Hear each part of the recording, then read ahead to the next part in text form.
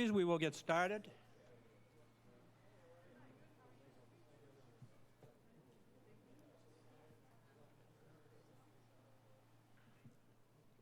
Good evening. Welcome to the June 11th, 2026 Barnstable Town Council meeting. In accordance with Mass General Law, Chapter 38, Section 20, I must inquire whether anyone is recording this meeting, and if so, to please make your presence known. Seeing no one. This meeting is being recorded and televised live via Xfinity Channel 8, Channel 1070, and High Definition Channel 1072. It may also be accessed via the Government Access Channel live stream feed on the town website, barnstable.gov. This is a new note as a result of the issues we had a couple weeks ago. Please note that this in-person meeting will not be suspended or terminated if technological problems interrupt the remote connection or the live broadcast or live stream. If you have a particular interest in a topic to be discussed, please consider attending the meeting in person. Okay, Madam Clerk, roll call. Councilors: Bloom, Present. Burdick, Present. Clark, here. Crocker, Here. Crow, Here. Deleuze, Here. Keene, Present. Levesque, Here. Ludke, Here. Penn, Scheingold, Here. Starr, Here. Tamish. Here. We have 12. Thank you. Councilor Ludke, if you would, please. Thank you, President Tamish. We are pleased to have Rob Park here with us today, and here's some pictures of him. There he is in his Air Force uniform. He's a retired Air Force colonel, and that is at the Veterans Day celebration in 2025. So that's just this past fall. And in the middle, there he is with his beautiful wife, Beverly, and he has just completed a 50-mile bike ride for Habitat for Humanity. And you say, well, Bob's a young guy. But he's 80 years old, and he did a 50-mile bike ride for Habitat for Humanity. So that's, to me, that's very impressive. And here he is singing in the Cape Cod Chorale. And it's just, you'll hear in his biography, it's absolutely a life of service for Rob, and we're very pleased to have him. So I'm going to read from his biography, and then after that, he has a few things to say to the group before we do the Pledge of Allegiance. So here we go. Colonel Rob Park was born in 1945 and raised in Massachusetts. Following graduation from Whittier College in California, he served in the Peace Corps, doing malaria work in the Philippines from 1968 to 1970. He then completed medical school at the University of Vermont and was commissioned in the Air Force in 1976. He served in 11 assignments all over the world until the end of 2003. As he rose in rank and responsibility, he held 5 command positions. Upon retiring to Barnstable in 2004, as a colonel, he worked for 14 years at military entrance processing stations, doing physical exams on young people applying for military service. Now fully retired, he remains active with St. Mary's Episcopal Church, with Habitat for Humanity, and his weekly Meals on Wheels route, and with the Cape Cod Chorale. He has been married to Beverly for nearly 45 years and has 3 children. So let's welcome Rob, and we'll listen to a few remarks before he leads us in the pledge.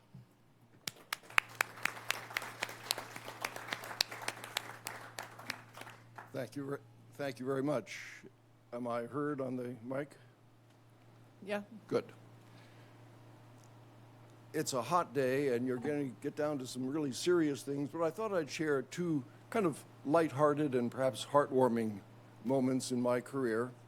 The first was when I was a commander several times. on 2 occasions, I had to end the enlisted careers of 2 of the young men who worked for me. Now, that sounds pretty drastic, but in fact, both of them had come in at age 18 with a high school diploma.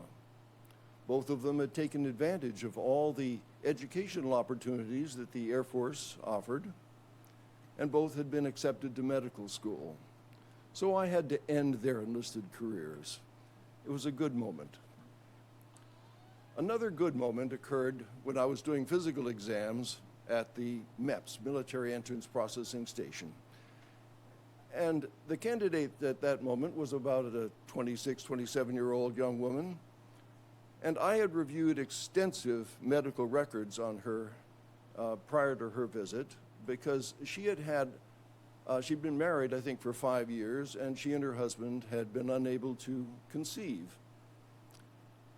So a lot of tests had been done, and I had reviewed all that, and she went through very well through the physical exam. And of course, in the course of the exam, we take blood tests and urine tests and things like that. And at the conclusion, I had her come into my office, and I said, young lady, I'm afraid you're disqualified because you're pregnant. It was a great moment. So a couple of light-hearted moments, but before you get on to the heavy business of the council. Now, would you all please rise and join me in the Pledge of Allegiance? I pledge allegiance to the flag of the United States of America and to the republic for which it stands, one nation, under God, indivisible, with liberty and justice for all. Thank you.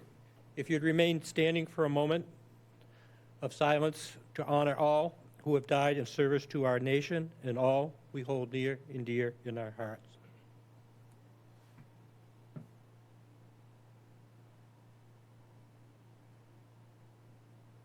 Thank you. And Colonel Park, thank you for your service.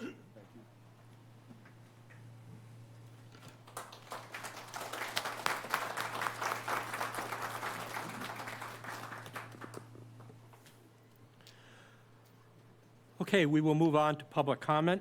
Please make sure you sign in with your name and village for public comment. Public comment is 3 minutes. Please keep your comments brief and to the point. At the 2-minute and 30-second mark, you will be asked to finish up.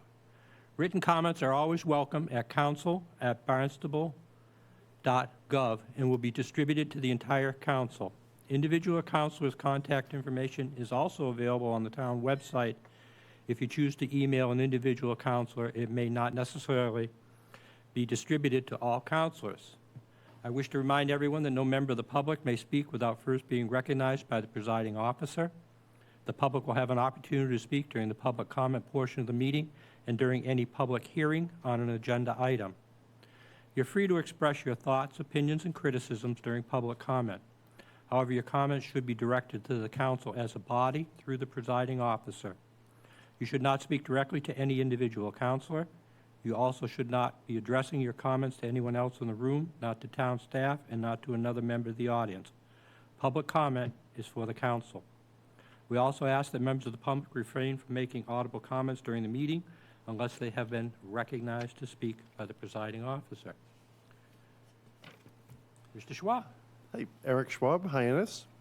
I wanted to speak on the events of last night, and I wanted to, through you, Mr. President, personally thank my town councilor, Betty Lipke, for the guidance she offered. It was an excellent meeting, and I think everyone was very, very satisfied with the outcome. It was unclear to some people in the audience what we were trying to accomplish. What we were trying to do is buy some more time, and we were successful in that. We got an extra month to organize and hopefully seek some resolution. We think there is a negotiated solution available, and we think we should be talking to the Catholic Charities about it. They might be ready to find a new partner, and I think the town should be willing to facilitate that discussion. There was a citizen petition that has not been acted upon, which clearly indicated the interests of the public in resolving the situation, and it has not been acted on. Similarly, there is a desire to resolve the issue up on 32 Pleasant Hill. There was a petition submitted, and that has not been acted upon. There have been multiple inquiries made to the council through you, Mr. President, and we're still waiting. We have 2 appeals before the Mass DEP in Boston now. That discussion is very much active, and the town could help facilitate a resolution. We would like to see the town more proactively engage the citizens who are submitting petitions and asking for help, asking for your help, Mr. President, in resolving key issues. It would be extremely helpful if you were more proactive in that regard. Thank you very much to all of you. I hope you have a great day and enjoy your summer weather. Thank you.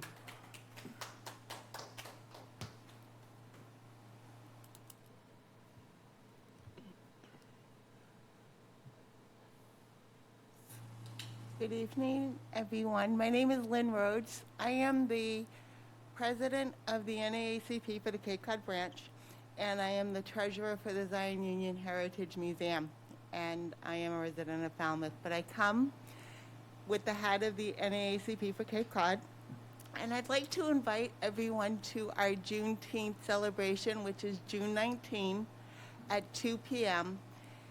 This is a presentation that's being a collaboration with the Amplify POC, the JFK Museum, and the NAACP.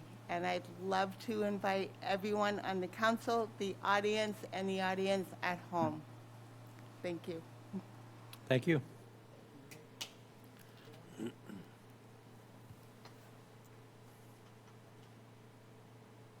And remember, it was really cold for 4 days in February.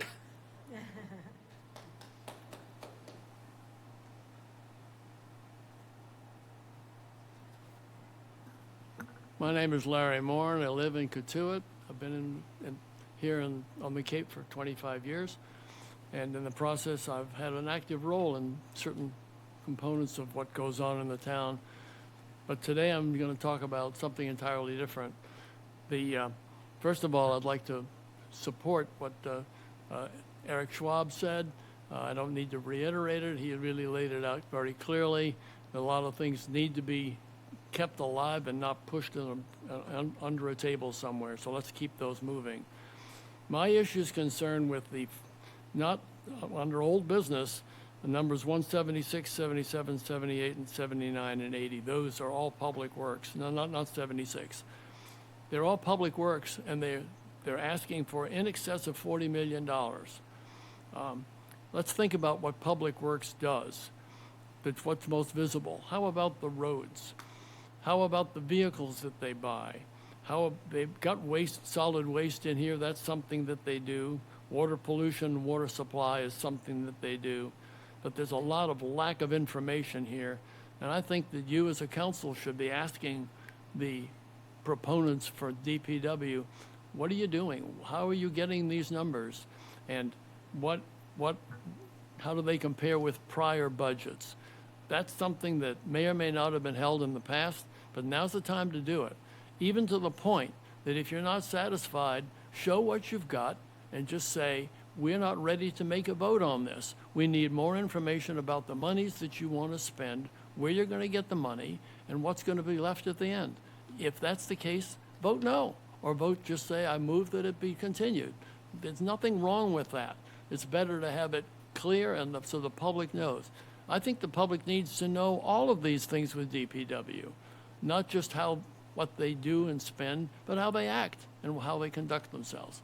So in that case, I'm way under 3 minutes, but I think that I've laid it out clearly, and I hope that you give it serious thought. Thank you.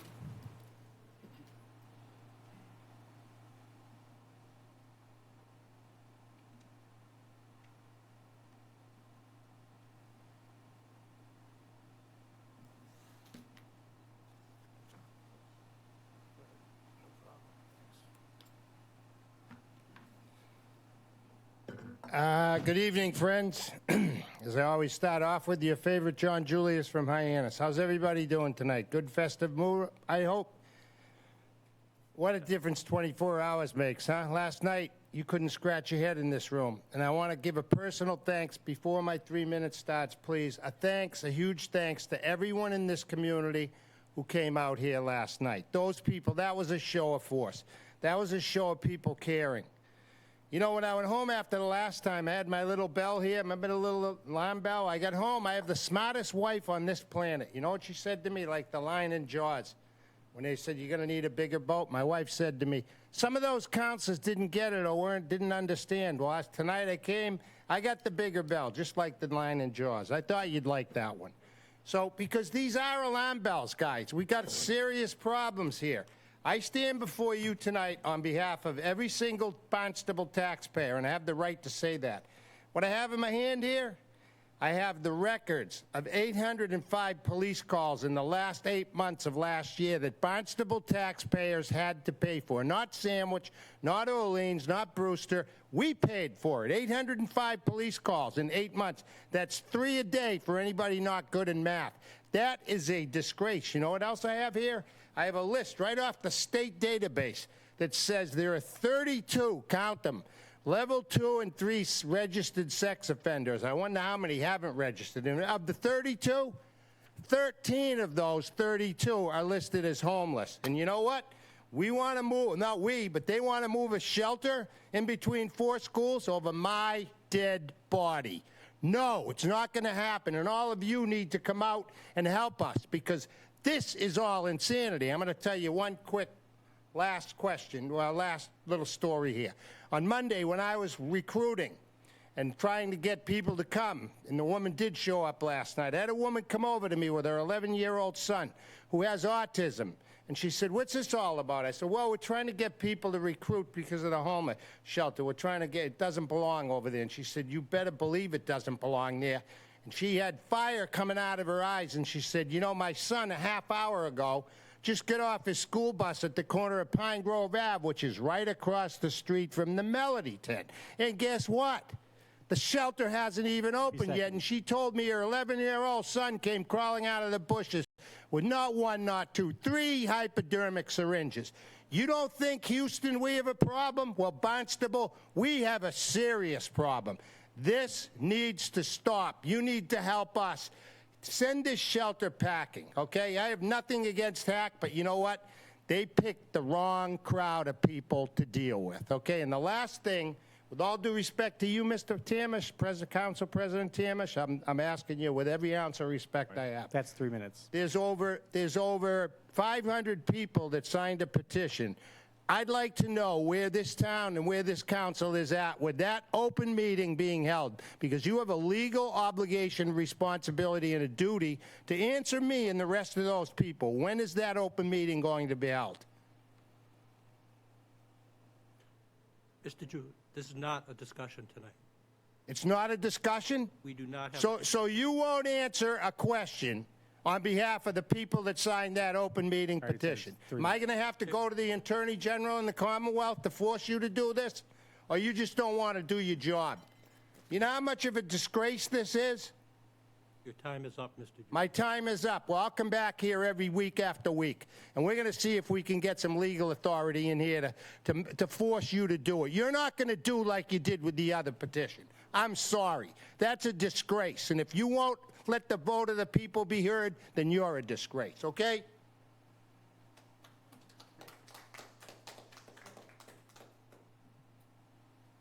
there any further public comment? Seeing none in the room, anyone online? Okay. At this point, I will close public comment. Council response to public comment. Anyone on my left? Anyone on my right? Councilor Deleuze. I absolutely feel the same way as Mr. Julius. We did a petition over a year ago for 32 Pleasant Hill Lane, 250 residents signed it. It was found to have merit. Our president hasn't done anything about it. He's supposed to do something about that, and it hasn't happened. So I feel for you, Mr. Julius, and for the people who signed your petition and waiting for an answer. I absolutely agree. Just as a point of information, Councilor Deleuze, we have had meetings with the owner of that property. And we have, We have not had a meeting around the petition that had merit that involved the folks who signed the petition. I'm not interested in your meetings that you had with the other people. There's a meeting that you're supposed to give information about that petition, and you have not. Thank you. okay. Council Ledke. Thank you. First to Lynn Rhodes. Lynn, I went to that event last year. It was beautiful. Is Lynn still here? I'm here. There you are. Is it still at the JFK Museum? Yes, it's going to be in the front. We moved it to 2 in the afternoon. 2 o'clock. Give people time to have lunch before we go, 'cause All right. they No, need people. absolutely. It's a beautiful, beautiful celebration. So thank you for bringing that up. And then concerning the meeting last night, it was the Zoning Board of Appeals. And I don't know the characterization of delaying it. I think there was a great public interest in it, and there are legal arguments to be made. So I look forward to a bigger venue so everybody can fit. I mean, they were out the stairways and down to the first floor last night. So I think the larger venue at the high school on July 22nd is going to be a positive way to make sure everybody's voices can be heard. And there's obviously a lot of emotion about it. So thank you for that. And Larry Moran, absolutely, we have to look at the entire budget. Everyone knows times are tight, and everything requires a lot of diligence. So thank you for that reminder. Councilor Clark, Vice President Clark. Thank you very much, President Tamish. I, too, would like to address Mr. Moran's concern. Thank you very much for bringing that up. We do have an operating budget. It's available online. It's almost 500 pages, along with the CFAC report and the budget action calendar. So there's nothing that's mysterious. The information is out there for not only the counselors, but for the public. But thank you for bringing that up. Thank you. Along those same lines, during the public hearings of the budget, I will be referring to the budget book. This document is available on the town website, barnstable.gov. Go to the town manager's page, then you will see office updates on the right. If you click on the FY27 operating budget, it will open, and this book is available online for anyone that would like to peruse it. It's also available in about 80 different languages, so if you want to read it in simplified Chinese, you just click on simplified Chinese, whatever you like. So it is available, and the councilors have all been supplied with a copy of it. Thank you. Yeah, and Mr. just for clarification by department, that the budget does compare the proposed budgets for this year with budgets for past years. So that information is in that document.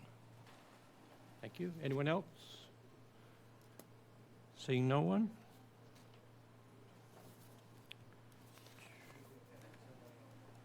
Town manager's communications. The town manager's report has been provided to all councilors. It is also available on the town website by going to the town manager's page and clicking on the town manager's communications to the town council. Did any councilor have a question or something about the town manager's report they want to discuss? Seeing no one? Okay. Could I have a motion, please, for accepting the minutes of May 28th, 2026 meeting? So moved. Second. Motion's been made and seconded. Any discussion, corrections, or addition to the minutes? Seeing none, Madam Clerk? Counselors Bloom, Yes. Burdick, Yes. Clark, Yes. Crocker, Yes. Crow, Yes. Deleuze, Yes. Keene, Yes. Levesque, Abstain. Ludke, Yes. Scheingold, Yes. Starr, Yes. Tamish. Yes. It's 11 yes. Thank you. Minutes have been accepted. Communications, elected official board committees, et cetera. At this point, I'd like to invite the CFAC Advisory Committee. I don't know who is going to be presenting. Chris King and Lillian, I guess. Lillian Wu, I'd like to welcome you to come up.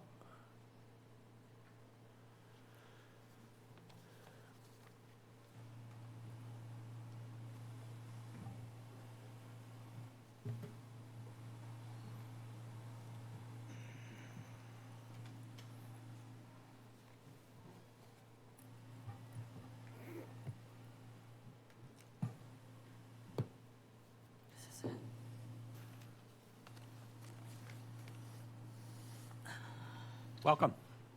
Thank you. It's on. Good evening. Chris King, who is our newly elected vice chair of the committee, and I hope that our CFAC OB Lillian, report is your microphone on? will be. Can you hear me? It's on, we just need to move it up. Oh, shall I start again? Sure. Okay. Good evening again. Chris King, who is the newly elected vice chair of our committee, and I hope that our CFAC OB report will be helpful as you begin your deliberations on the fiscal 27 budget. Before we begin our presentation, however, I'd like to thank Town Council for the support and confidence that you've had for our budget analyses and recommendations. We appreciate you, President Tamish, for being our committee liaison before you were elected vice chair. And we have also benefited from the input of our current liaison, Councilor Ludke, and especially appreciate the budget knowledge and insights of our former CFAC member, Councilor King, that he brings to the Town Council. Vice President Clark and Councilor Starr have also attended our meetings. CFAC is always happy when councilors take time and interest to join our discussions. Getting down to our report, as you know, our work on the operating budget is an annual examination of the town's fiscal health. We drill down into the individual budgets, but we also look at changes over the years. The changes show us the town's fiscal policy and its ability to navigate the economic changes and cycles and how it is fostering the town's growth. Most importantly, they show us how effective your present fiscal policy is and whether it needs to be reevaluated to meet the future goals. 2 weeks ago, Finance Director Mark Milne presented the fiscal 27 budget, and you have a copy of our operating budget that was submitted to you at that time. Since you all have the budget details, Chris and I are going to focus our analyses and conclusions and suggestions for you. So we will begin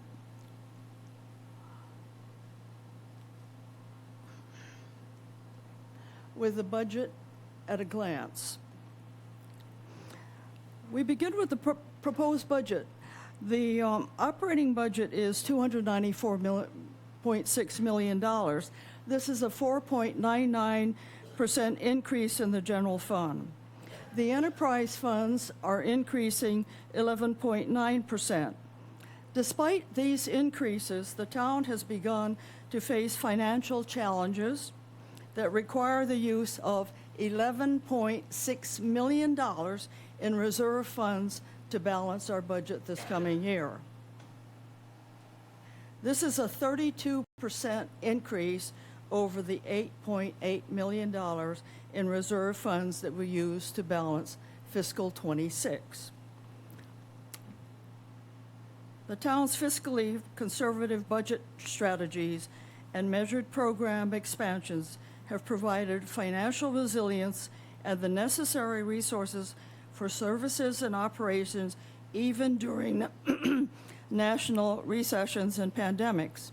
However, the present economy, with its creeping stagflation, is already evident in the higher costs for services, infrastructure maintenance and construction, and workforce shortages. And even though property taxes remain the bedrock at 54.4% of all revenue, the 2.5% annual cap means the town cannot rely on that base alone to absorb the future cost growth. Maintaining steady growth to absorb the growth of expenses is becoming a real challenge. And we will expand on that as we go through our report. CFAC believes that it would be prudent and necessary for the town council to begin exploring and developing additional sources of revenue.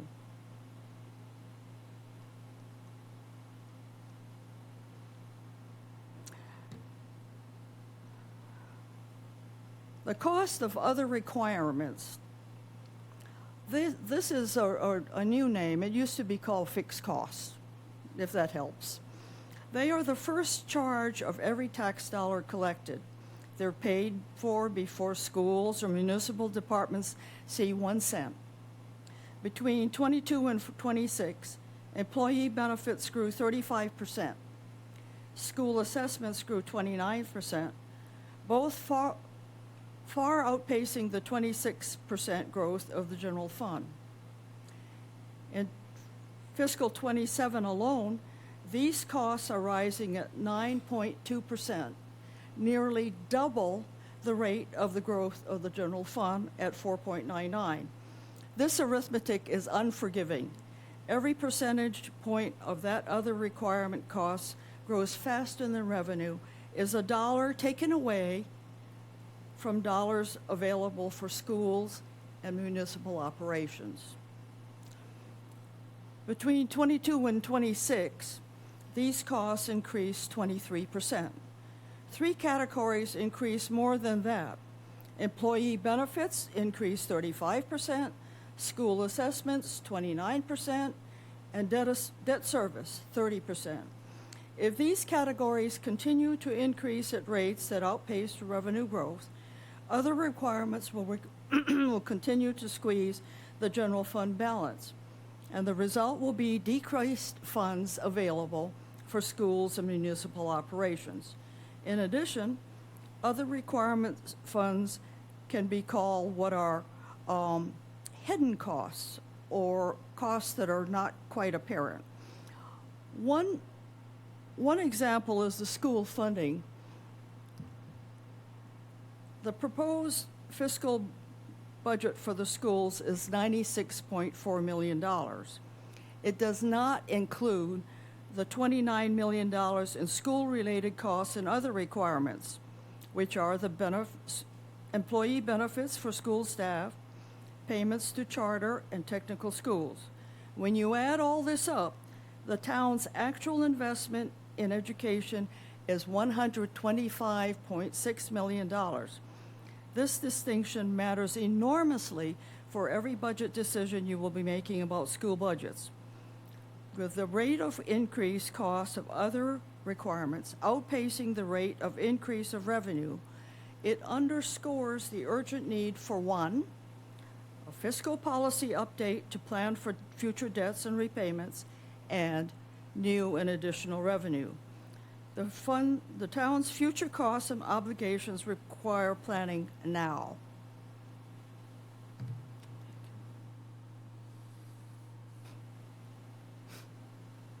I will take the next few slides.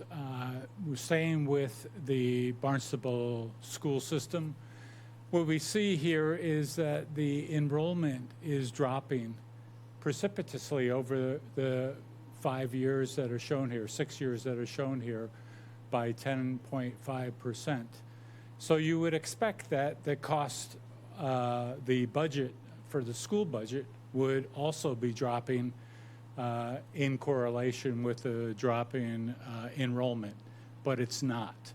And it's actually going up, and we'll see that in the next slide. So peeling the onion back a little bit, just try to understand why is this happening. So if you look at the high needs students over the last 10 years has increased 56%. If you look at English language learners over the last 10 years has increased 212%. If you look at economically disadvantaged students, that's increased also 96%. It's all here. These are just the facts.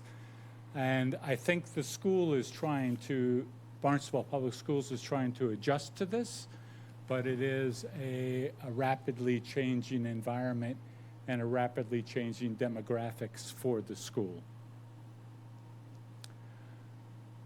In addition to that is that the school system does have a savings account or reserves available to them.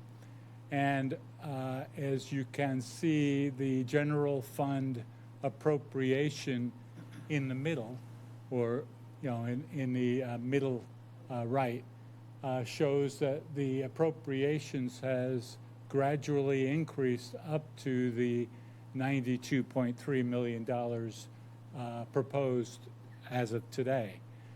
To be able to meet the proposed budget, the Barnstable Public Schools has had to go into the reserves and borrow, or not borrow, but take from the reserves to be able to make their budget balanced. Thank you. Balanced. And the difficulty with this is that that account does not have unlimited funds.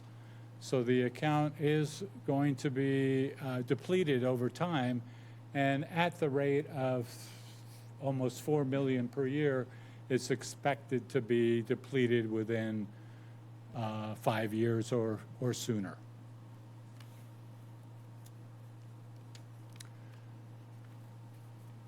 Making a shift to the municipal operations, police and DPW, one observation is that Chief Chalice and Mr. Santos, I don't know his title, but Mr. Santos, excuse me, have managed their departments exemplary well. And both of these departments have been managed well under circumstances where they are all doing more with less. They have a large number of vacancies, which is common between both the police and the Department of Public Works, that they're trying to work themselves through. A little bit separate in terms of the difficulties that they're having. The police department has been having difficulty in hiring and filling their positions because of the civil service requirements, which has now been removed, and that's great. They've since been able to hire 4 positions, but have 10 vacancies still in the wings. And then Chief Chalice has identified 4 potential retirees coming up, so the requirement for new hires is still very high, but the removal of the civil service has really helped. Going over to DPW, they have 26 current vacancies, which is up from last year. The DPW is a little bit different because it has a wide range or a wide variety of different individuals that they need to hire. From hourly labor type employees all the way up through professional engineers and program managers. And so you have a wide range of salary and benefits required, and the salary and benefit caps that they're dealing with, that Mr. Santos is dealing with, makes it difficult to hire the high-level individuals against corporate competition. So yes, they have internships, but internships don't bring immediate expertise or a background that they would be able to use. Internships are good to grow, but not for building expertise.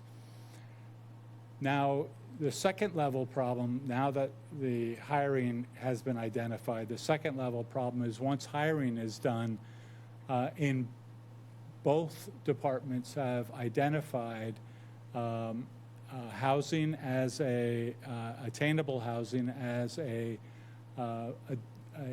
challenge, more so within the police than it is within DPW. The DPW has a challenge of being able to compete against the corporate entities. CFAC wants to make a recommendation that both the police and DPW take a serious look at what is done in the professional community where new hires are provided with a bonus. It might be outside of the salary cap. It might be in addition to what a police entry-level police person is paid, but offering a salary bonus could allow for police to apply that to a down payment for a Barnstable home, or for a professional engineer to be paid, to be offered an option for a competitive salary upon accepting a position. Both of these can be established with a multi-year agreement so that there is, you can hold on to the employee for a time, as well as make the employee learn to love Barnstable and become sticky within their job. Okay, the last slide I'll present has to do with the enterprise funds. I am a big fan of enterprise funds and what we've done here in Barnstable. We have $60 million of revenue generated from the enterprise funds, and these are all essential activities and essential services that are presented to the town.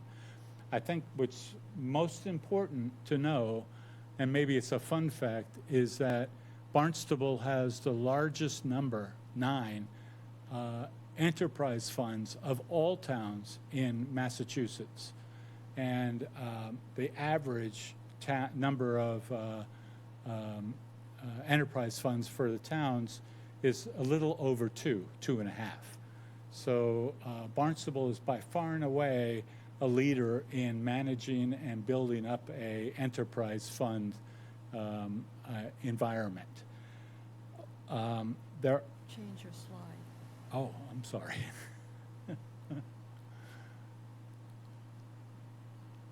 Okay, sorry. I changed my paper but didn't change my slide.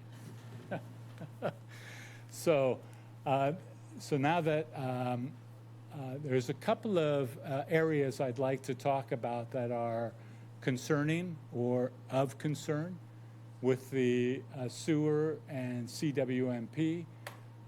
This organization has taken on quite a large debt service because of the debt that's required to be able to build out the CWMP. And that's something that we'll see for a number of years moving forward. Secondly is HYCC does require a general fund as well as the capital trust fund input or revenue to be able to balance that budget. And then lastly is the PEG or the video and channel TV that we have here the revenue here is shrinking mainly because of revenues that are coming in from our cable provider, a cable service provider, mainly because people are cutting the cord and streaming now rather than utilizing cable. And with that, we see that we have CWMP has a funding model that we review on a regular basis, and we recommend to continue to review that model. HYCC has a very novel way of generating excess revenue or by selling advertisements within the rinks. It's substantial. It's about $60,000 a year. And then lastly is PEG is working off of a very large fund that they have, excess fund that they have, and it'll take some time before that is eaten through. I think the point that I want to make here is two things.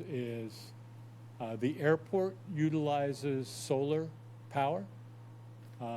The solid waste generates electricity through solar, and PEG generates revenue through selling advertising.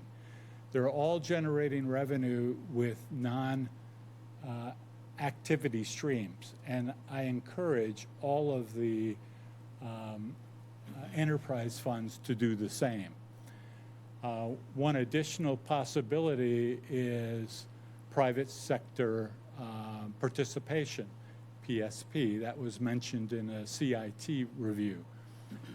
It might make sense to have the council look at or put a team together to look at PSP to see if there are one or two enterprise funds that could benefit from that, and maybe the town could benefit from the revenue that's generated from a PSP.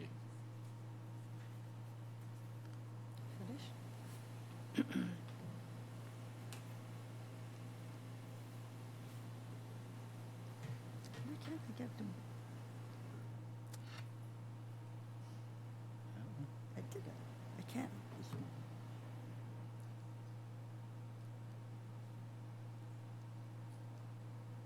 It's stuck. Stuck. It's stuck.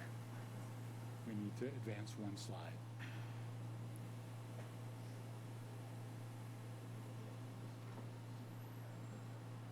Okay, I'm back. As I mentioned when we were talking about the general revenue and the fact that expenses were outpacing our revenue streams every year, we've come up with, in our report, we recommended two new sources. One would be the adoption of the Municipal Empowerment Act, but since that is now stuck in the legislature and that's not going to go anywhere this year, the only real possibility is to begin to look at the real estate transfer tax. It is to be developed. We know that there's a home rule piece of legislation that was adopted for the Cape, but that has some focuses that Barnstable might not be interested in. So we are recommending that you look at the possibility of a transfer tax, and you define the purpose, what possible thresholds you might consider, what exemptions there might be, and how much revenue you think you could generate. So that's one possibility. What we didn't put in our report, and I came up with it just yesterday because the Municipal Empowerment Act is not a possibility. You know, we only tax at 26% of our tax levy now. Maybe we could begin to look at the possibility of increasing that percentage. You know, we don't have very many avenues to look at, but we know that the expenses are going to continue to grow, and the revenue is not going to grow as fast. So it is imperative for us to begin to look for other sources.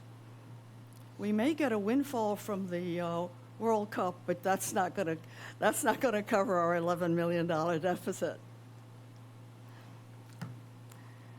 Here's the fiscal outlook for the next 5 years. The conditions are going to change dramatically. The town preliminary projections show costs outpacing revenue growth, primarily due to personnel and benefit pressures. The cost of town personnel is expected to grow at 30%, and during the next 5 years, revenue is forecast to grow at 12%, and general expenses are going to grow at 16.4%. So by 2031, there will be an operating gap of $9.8 million just to maintain our services. The challenge to you guys is to find new sources of revenue for the general fund operating budget. This challenge is a parallel to finding funding for CWMP. The town should not wait for the crisis or a chokehold by policies and conditions beyond our control. So, these are our recommendations.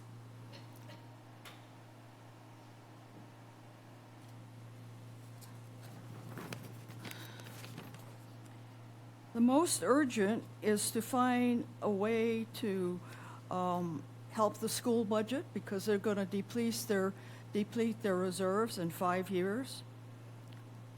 It's urgent to find out what the true cost of the real cost of education is, and begin to re-examine the 60-40. As I pointed out with the other requirements for the schools at $125 million, that ratio of 60-40 is actually 63-37. So we need to look at that. We need to monitor employee benefits, school assessments, and debt services, because they're going to grow. I mean, we can't stop those. And so we have been asking town council since, I think, fiscal 21 to look at the fiscal policy and update it, because the economic conditions have changed so much.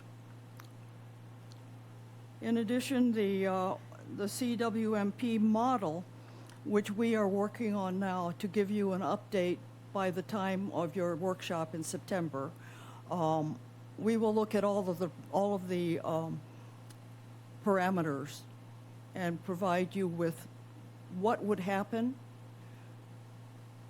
You know, and I know that you are considering both the debt exclusion and WIF, and we will give you what kind of revenue they would provide for the funding of CWMP.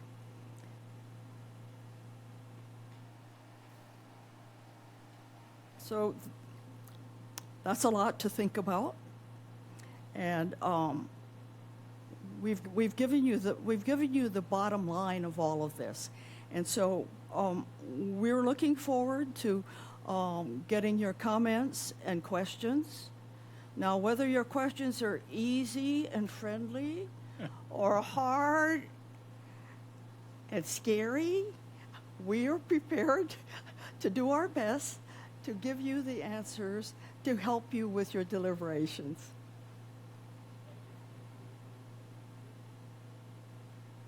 Thank you, Lillian. Thank you, Chris. Thank you.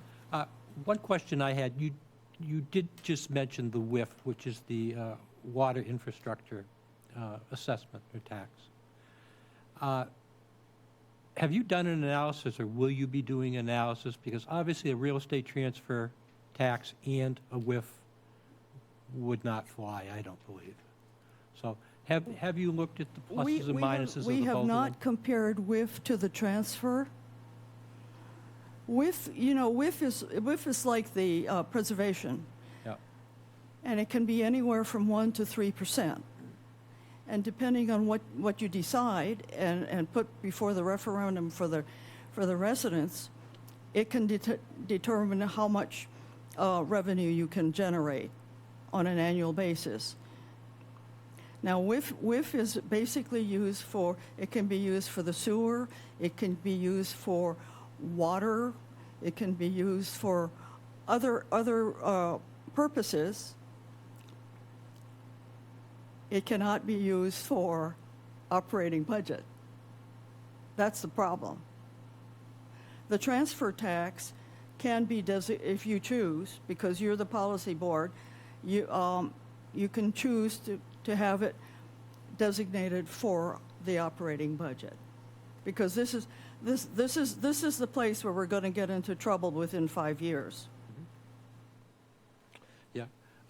At our July meeting, Town Manager Els and Finance Department Head Mark Milne will be doing an update on fiscal policy. So we will be looking at that. And as you know, just for the public's information, in September, we will have on the agenda the possibility of, or the probability is probably a better word, of a override and or debt exclusion, which the details are being worked on now. Right. So, thank you. And I Councilor Keene. think I'd just like to add to that question, I guess, have you compared a debt exclusion override to a WIF, and what are the merits and drawbacks of each? Well, we have added WIF as well as the override to our assumptions in the CWMP model. So doing both? We have the option to do both.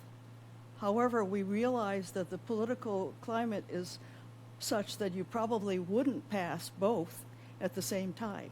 And would it be then appropriate to go to CFAC over the summer as we're considering this and ask for a recommendation as to which direction to go? On We WIF will be or happy debt to do that exclusion? for you if we get the request. All right. And if I, could you elaborate a bit on how the signing bonuses might work in terms of down payment assistance for new employees? And how much would that be? Is it a loan? Is it a forgivable loan? So I don't see it as a loan. I think if it's a loan, it would be rejected. Right, because a mortgage company wouldn't accept that as a No, what as I mean, down it would be payment. rejected by the employee. Yeah. You know, I think the loan part of it would be, it's not unreasonable to ask someone who receives a substantial bonus, and I'm thinking $50,000 or thereabouts. That's substantial. Yeah. To then sign a contract that says, I will work for 2 years. And if I leave, then I have to give back a portion of that. And it can be prorated on an S curve so that if you leave early, you're giving back a lot. If you leave late, then you're giving back little. Okay, thank you. Thank you. Anyone else? Councilor Scheingold. Yes, I'm interested in the historical and policy basis for employee benefits for school employees not being part of the school budget, if I understand what you were saying is correct. I don't know if I know the historic, because I think it's been that way as long as I've been here. Okay. And so, do you know the historic? I think that's more of a Mark Milne question. Yeah. Yeah. I suggest you Ask him. Yeah, my Ask the experience in the finance business director. world, that's not the way it's done, is the benefit costs are assigned to the employee for the department or division that they're in. Okay, all right, thank you. Thank you. Councilor Levesque? Thank you, President Tamish. Thanks for the presentation. Really appreciate your expertise and the think tank that CFAC has always been in a lot of ways, and it's a lot of good work comes out of there, so I really appreciate your time and investment. The talk of housing, and obviously that's a need, a lot of actually police officers, firemen, town employees have utilized even the housing that's been built recently. I've actually known a few people that are renting over on the backside of BJ's there, and different, but single family homes. That's obviously something that's could be addressed. Home ownership, that type of thing. And I think what you're suggesting with that type of bonus, and maybe it could mirror something that happened. Oh gosh, I think it was the turn of the century, so to speak, right around the millennial.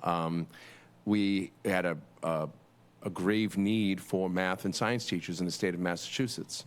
So Governor Romney and his people put together a package. It was called the Mint program, and it was a 5-year contract, and you got a $4,000 signing bonus, and then you signed a 5-year contract, and each year you got another $4,000. Sorry, it's a 4-year contract. You got $4,000 right up front, and then each year corresponding. So if you left early, you just didn't get that bonus, and then you had to be teaching within that math or science. My brother actually took advantage of that. That's why I know that so well. But maybe we could do something like that. Obviously, the cost of inflation, it's not going to be $20,000. It would probably be more, but maybe that would be something we could do. So thank you for your time. Thank you. Anyone on my right? Seeing no one. Thank you. So just real quickly, could you go back to your recommendations one slide before this? Go back to what? Let's go back to the recommendation slide. Oh, there you go. I guess some of these are unbelievably serious and complicated. I wish I could figure out the schools one, which is your number one listed priority. I agree with you on the Municipal Empowerment Act, but that's clearly dead this year. And so it's not going to be a short-term solution for us.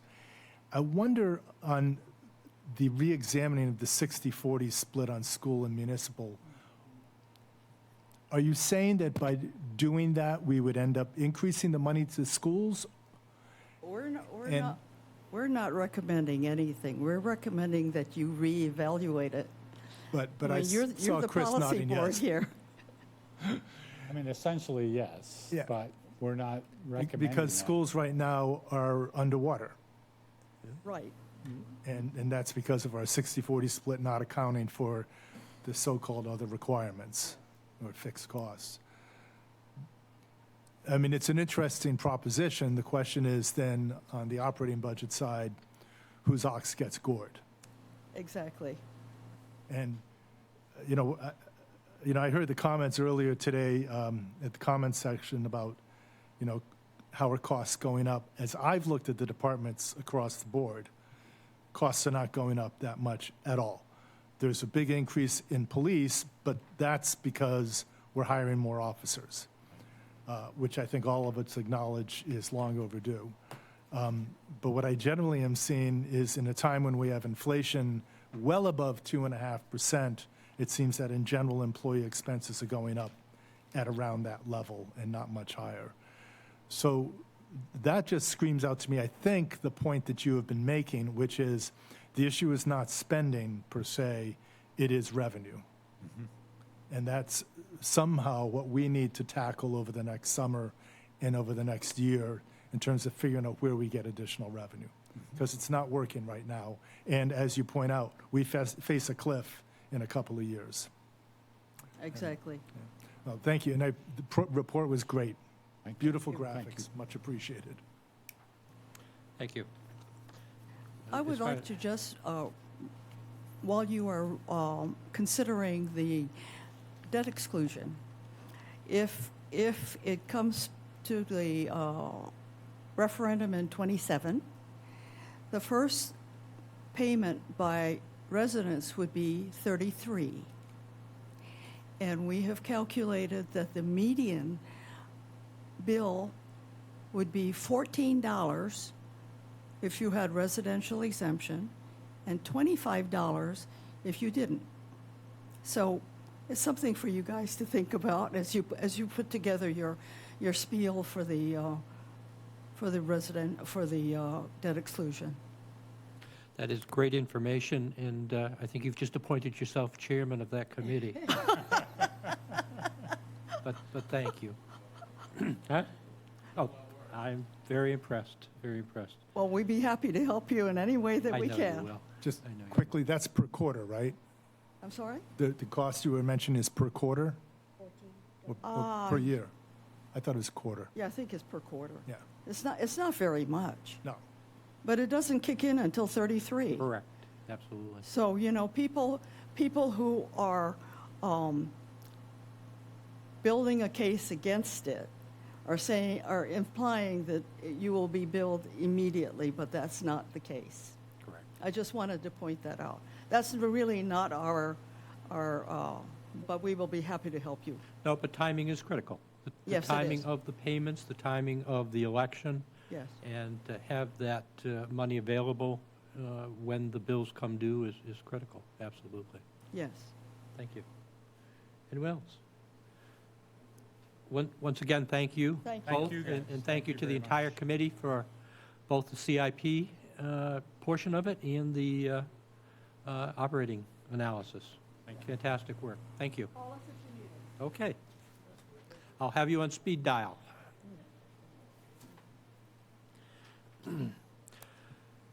Okay, is there any further communications or announcements? One thing I do have, as many of you are aware, the Old Town Hall celebrates 100 years this year.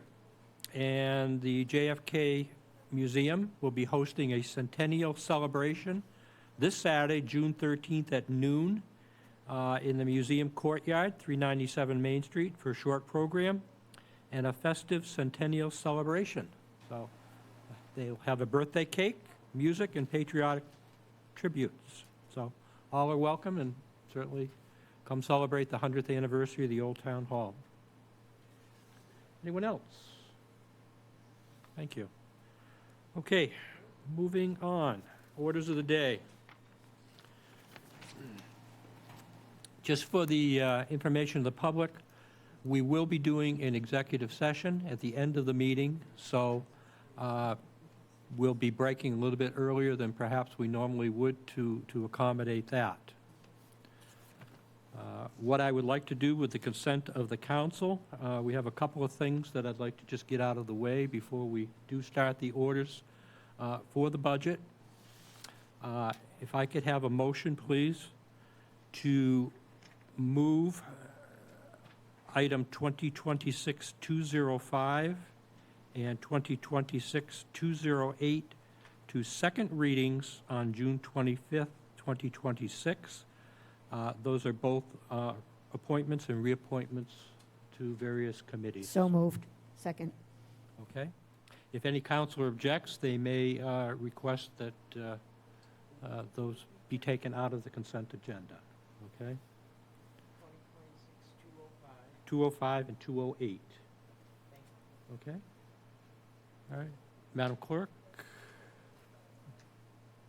Counselors.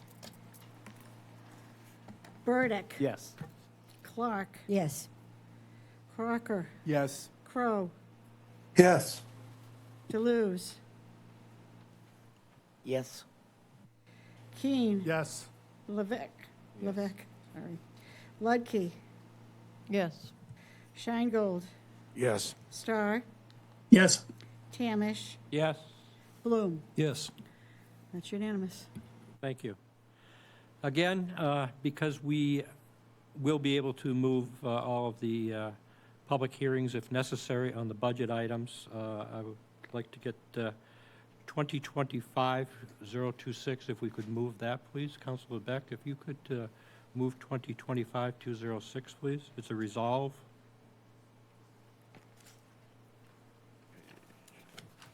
Thank you, Mr. President.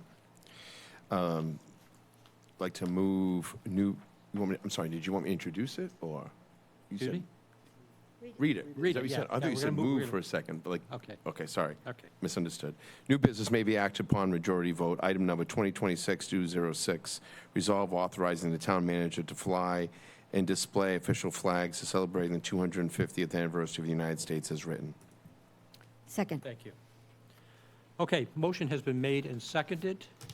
I don't know if the town manager is here. Want to invite Karen? Karen, excuse me, Attorney Nober, would you like to address it, or I can address it very quickly? Okay.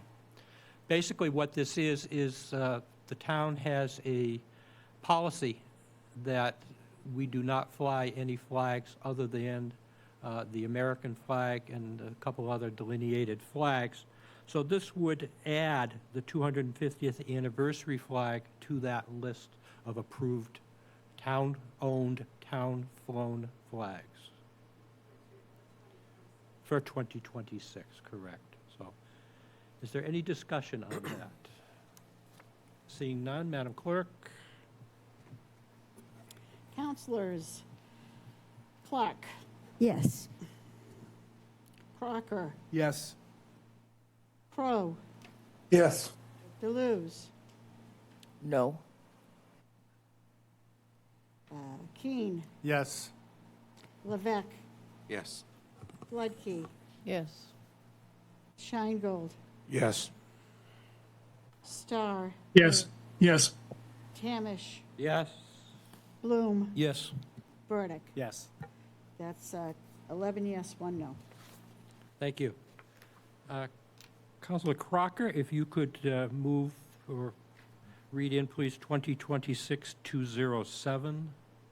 Mr. President, under new business may be acted upon with a majority vote. Item number 2026-207, authorization to contract for and expend a fiscal year 2026 Community Compact Municipal Fiber Grant in the amount of $250,000 from the Commonwealth of Massachusetts Executive Office of Administration and Finance to assist with the adding and redundancy to the town's existing municipal fiber optic networks as written. Second. Okay, motion has been made and seconded. I would invite Jim Benoit, Director of Information Technology, for the rationale. Thank you. Under the Commonwealth's Municipal Fiber Grant Program, the town has been awarded a grant of $250,000 to increase the resiliency of our existing fiber optic network. The town's fiber optic network was constructed in 2013. It connects municipal facilities across 65 miles of fiber optic lines. This network supports over 35 sites, including all town departments and schools. Over time, it's become apparent that this network lacks redundancy, and it could be vulnerable to outages if damage were to occur along a critical fiber line. These grant funds will be used to install a secondary fiber backbone across a portion of the town, which would provide redundancy for the network. In the event of damage to a portion of the network, this project would provide alternative paths for data to flow, thereby reducing the chances of downtime and better ensuring the town's ability to continue serving the public at these facilities. Thank you. Thank you. Any discussion? Seeing none, Madam Clerk? Counselors Crocker, Yes. Crow, Yes. Deleuze, Yes. Keene, Yes. Levesque, Yes. Floodkey, Yes. Scheingold, Yes. Starr, Yes. Tamish, Yes. Bloom, Yes. Burdick, Yes. Clark. Yes. That's 12 yes. Thank you. Attorney Nober, quick question for you.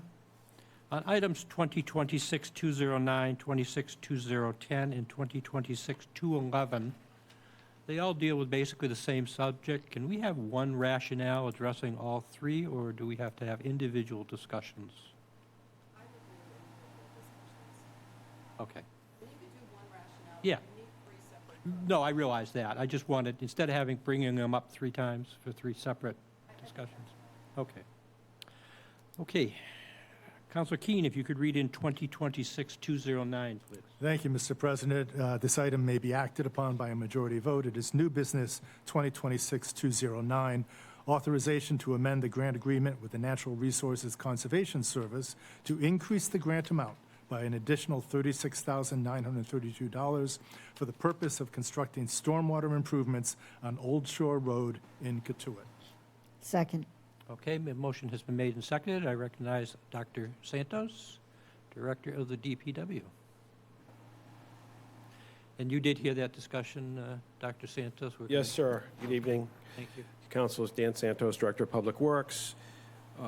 So these three items, 209, 210, and 211, are all dealing with grants from the National Resources Conservation Service relative to either stormwater or fish passage projects.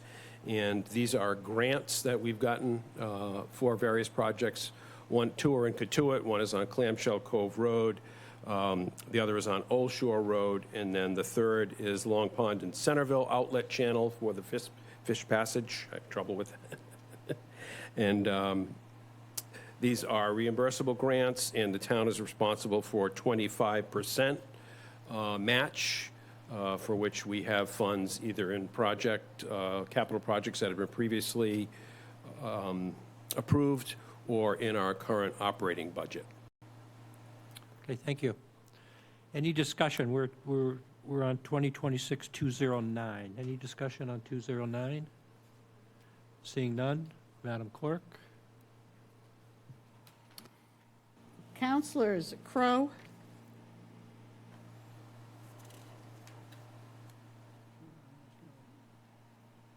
He's on mute. Counselor Crowe, Deleuze, No. Keene, Yes. Levesque, Yes. Ludke, Yes. Scheingold, Yes. Starr, Yes. Tamish, Yes. Bloom, Yes. Burdick, Yes. Clark, Yes. Crocker, Yes. Crow. Is he off?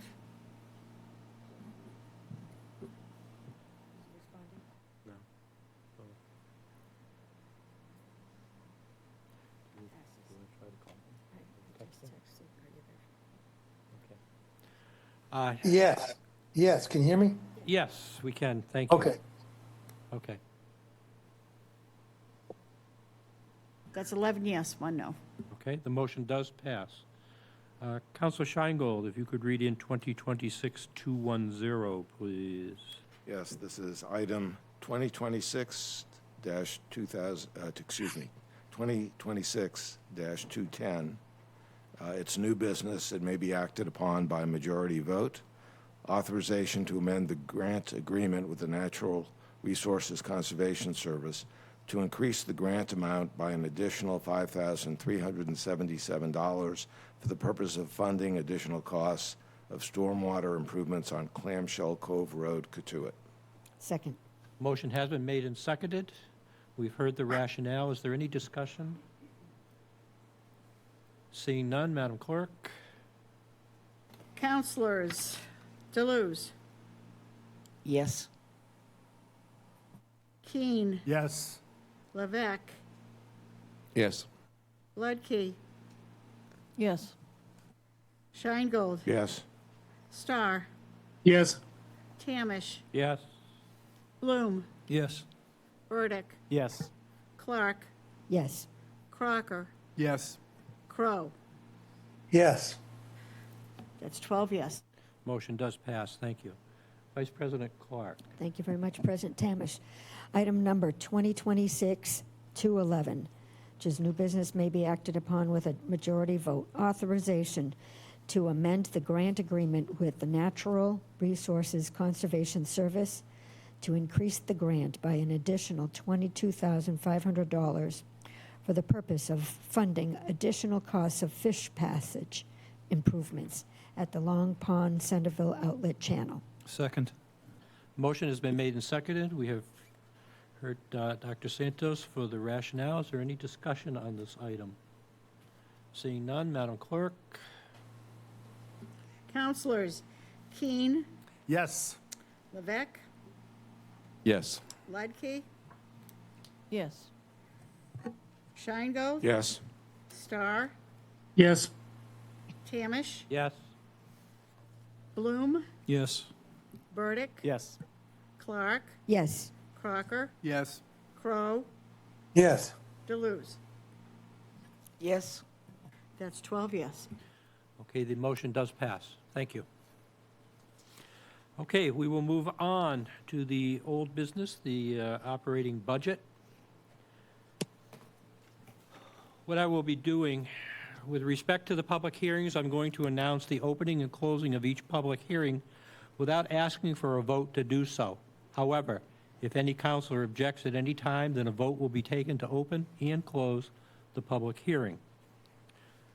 Counselor Bloom, if you could do 2026-175, please.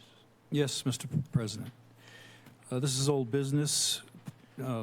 For a public hearing, a majority of the full council will vote on it. Item 2026-175, appropriation order in the amount of $96,436,131 for the purpose of funding the town's fiscal year 2027 Barnstable Public School Department budget. Second. Thank you. Thank you. As I mentioned earlier, we have all been issued a budget book. I will announce where in the book. For example, this item is the school department. It's on page 306 in the budget book. So if you would like to look at the specific numbers and breakdowns, they would start on page 306 of the budget book. And again, that budget book is available on the town website, on the town manager's site. And just click on FY27 operating budget. I would like to welcome Superintendent Ahern. Thank you. I'm very happy to be here tonight. Thank you, President Tamish, Vice President Clark. Chris Dwelly, the Deputy Director of School Finance, is joining me for this presentation. We just have a few brief slides for you to go over our budget and some additional detail as you may be a little less familiar with our operations. So our FY27 budget approach this year, we knew that we were coming into a difficult budget year, so continuing to pursue mitigation strategies, which we started to leverage strongly in FY26. We want to make sure that we're preserving the quality of our programs and services. We are in a very competitive region with school choice, both with public school choice as well as charter, vocational, and private school options. And so we want to preserve the quality of our services. We are doing so in a fiscally responsible way, making sure that we're reviewing our enrollment carefully to appropriately predict class size and caseloads and adjust staff according to our instructional needs. We reviewed our vacancies as well as we reviewed our attrition, where we saw anticipated retirements and resignations and are choosing not to fill certain positions because we have a reduced enrollment, for example, at the high school, while also maintaining appropriate class sizes and caseloads. The story of a difficult school budget is not unique to Barnstable. There are some unique facets to it, but there are communities all across Massachusetts and here on Cape Cod with escalating costs and reduced revenues. For example, at DY, they recently had an override, and there are multiple communities that are similarly having difficult financial situations.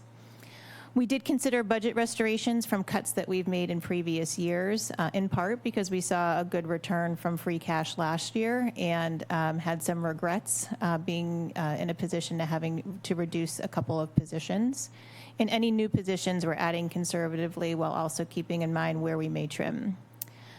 We are proposing incremental increases in user fees in selected areas, which is part of the school committee's expectation. Rather than increasing fees dramatically in one fell swoop, they would rather see incremental fees.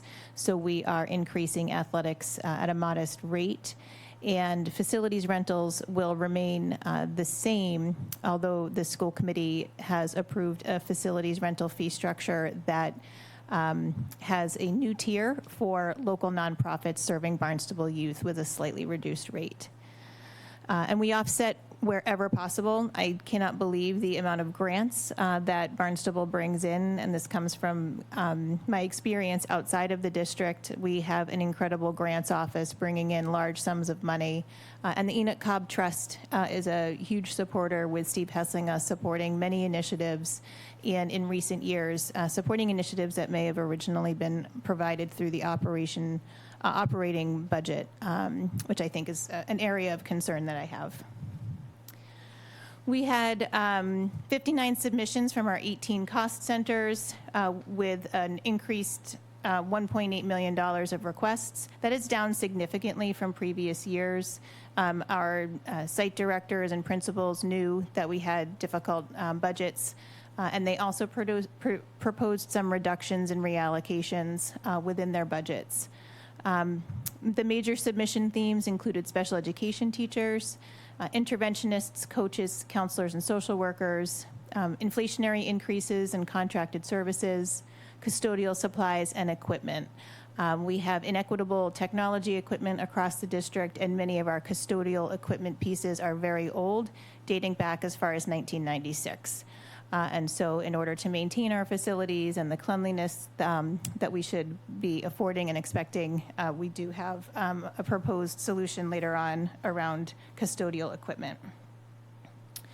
Chapter 70 is the big funding source from the state for schools, and I will kick it over to Chris to talk a little bit about that.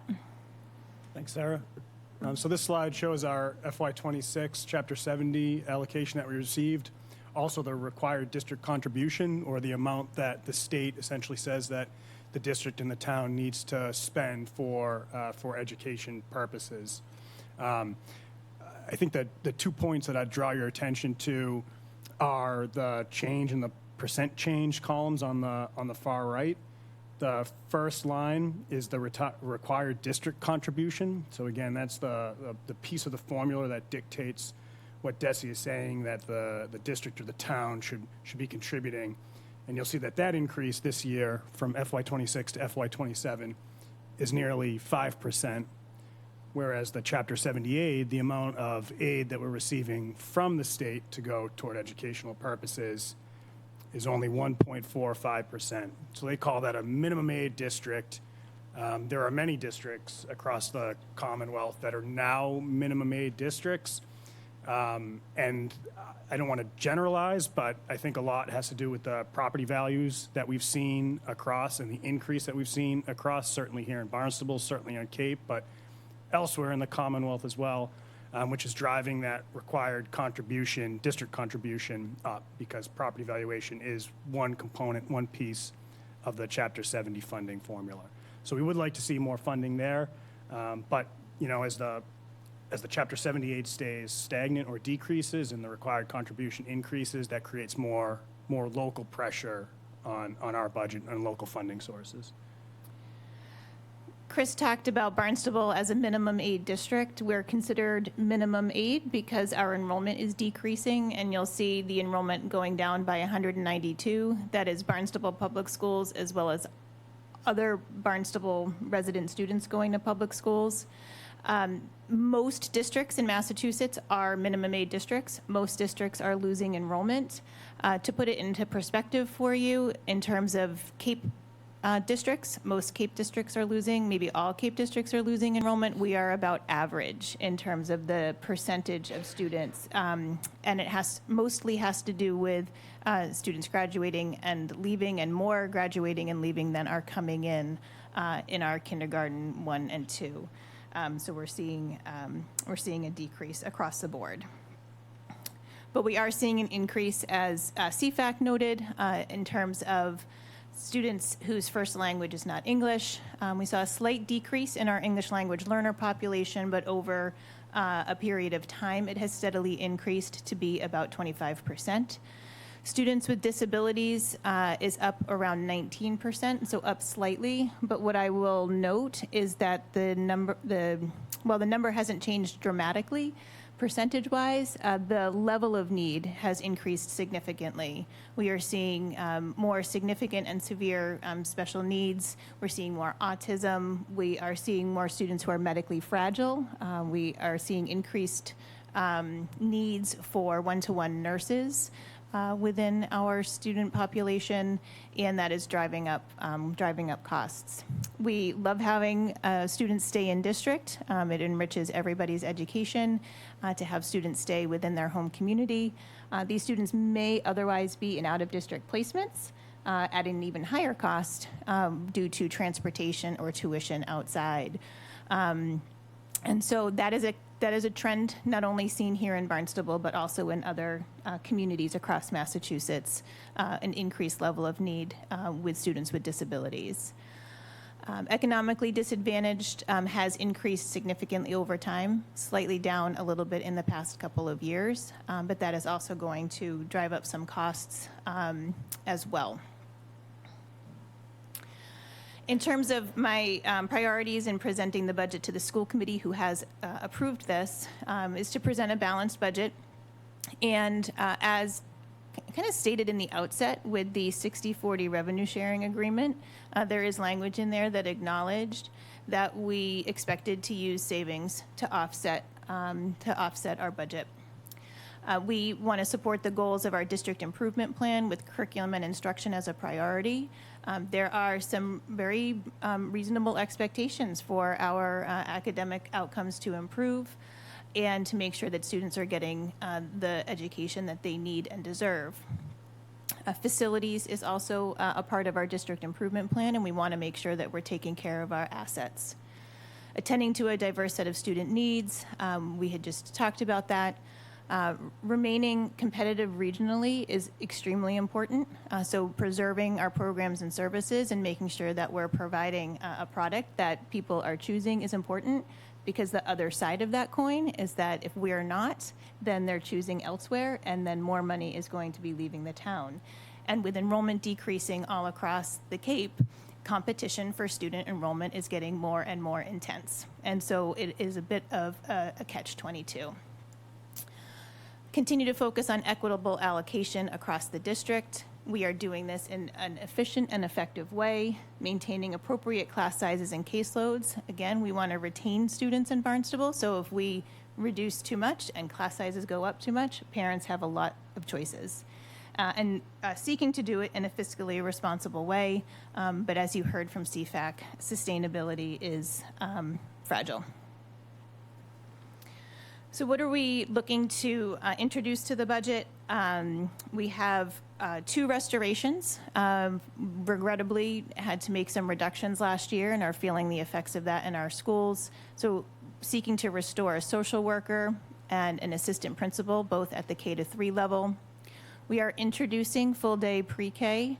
That is largely contained. We're getting grant money to support that, $60,000 from the state to introduce full-day pre-K for our 4-year-olds.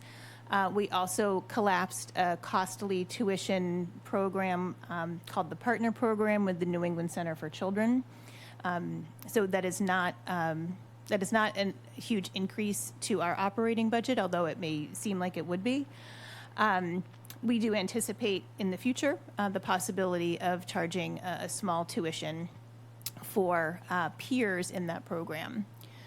Based on student needs, we have added board-certified behavior specialist, analyst, BCBA. We have introduced another school psychologist position. At one of the recent meetings, we talked about the need for additional school psych services because we are required to provide school psych testing for students who attend private schools. And we're seeing an increase in the requests by the schools and by parents for special education testing. We have made some adjustments within site-based budgets for, especially at the intermediate school, to have more community mentors and tutoring, but that is budget neutral. And then increased expenses in custodial services and technology, which is sorely needed. We have some one-time expenses for FY27, technology equipment for instruction at $497,000 roughly. The custodial equipment that I talked about previously as a one-time expense, and English language development curriculum, which is a requirement of the state.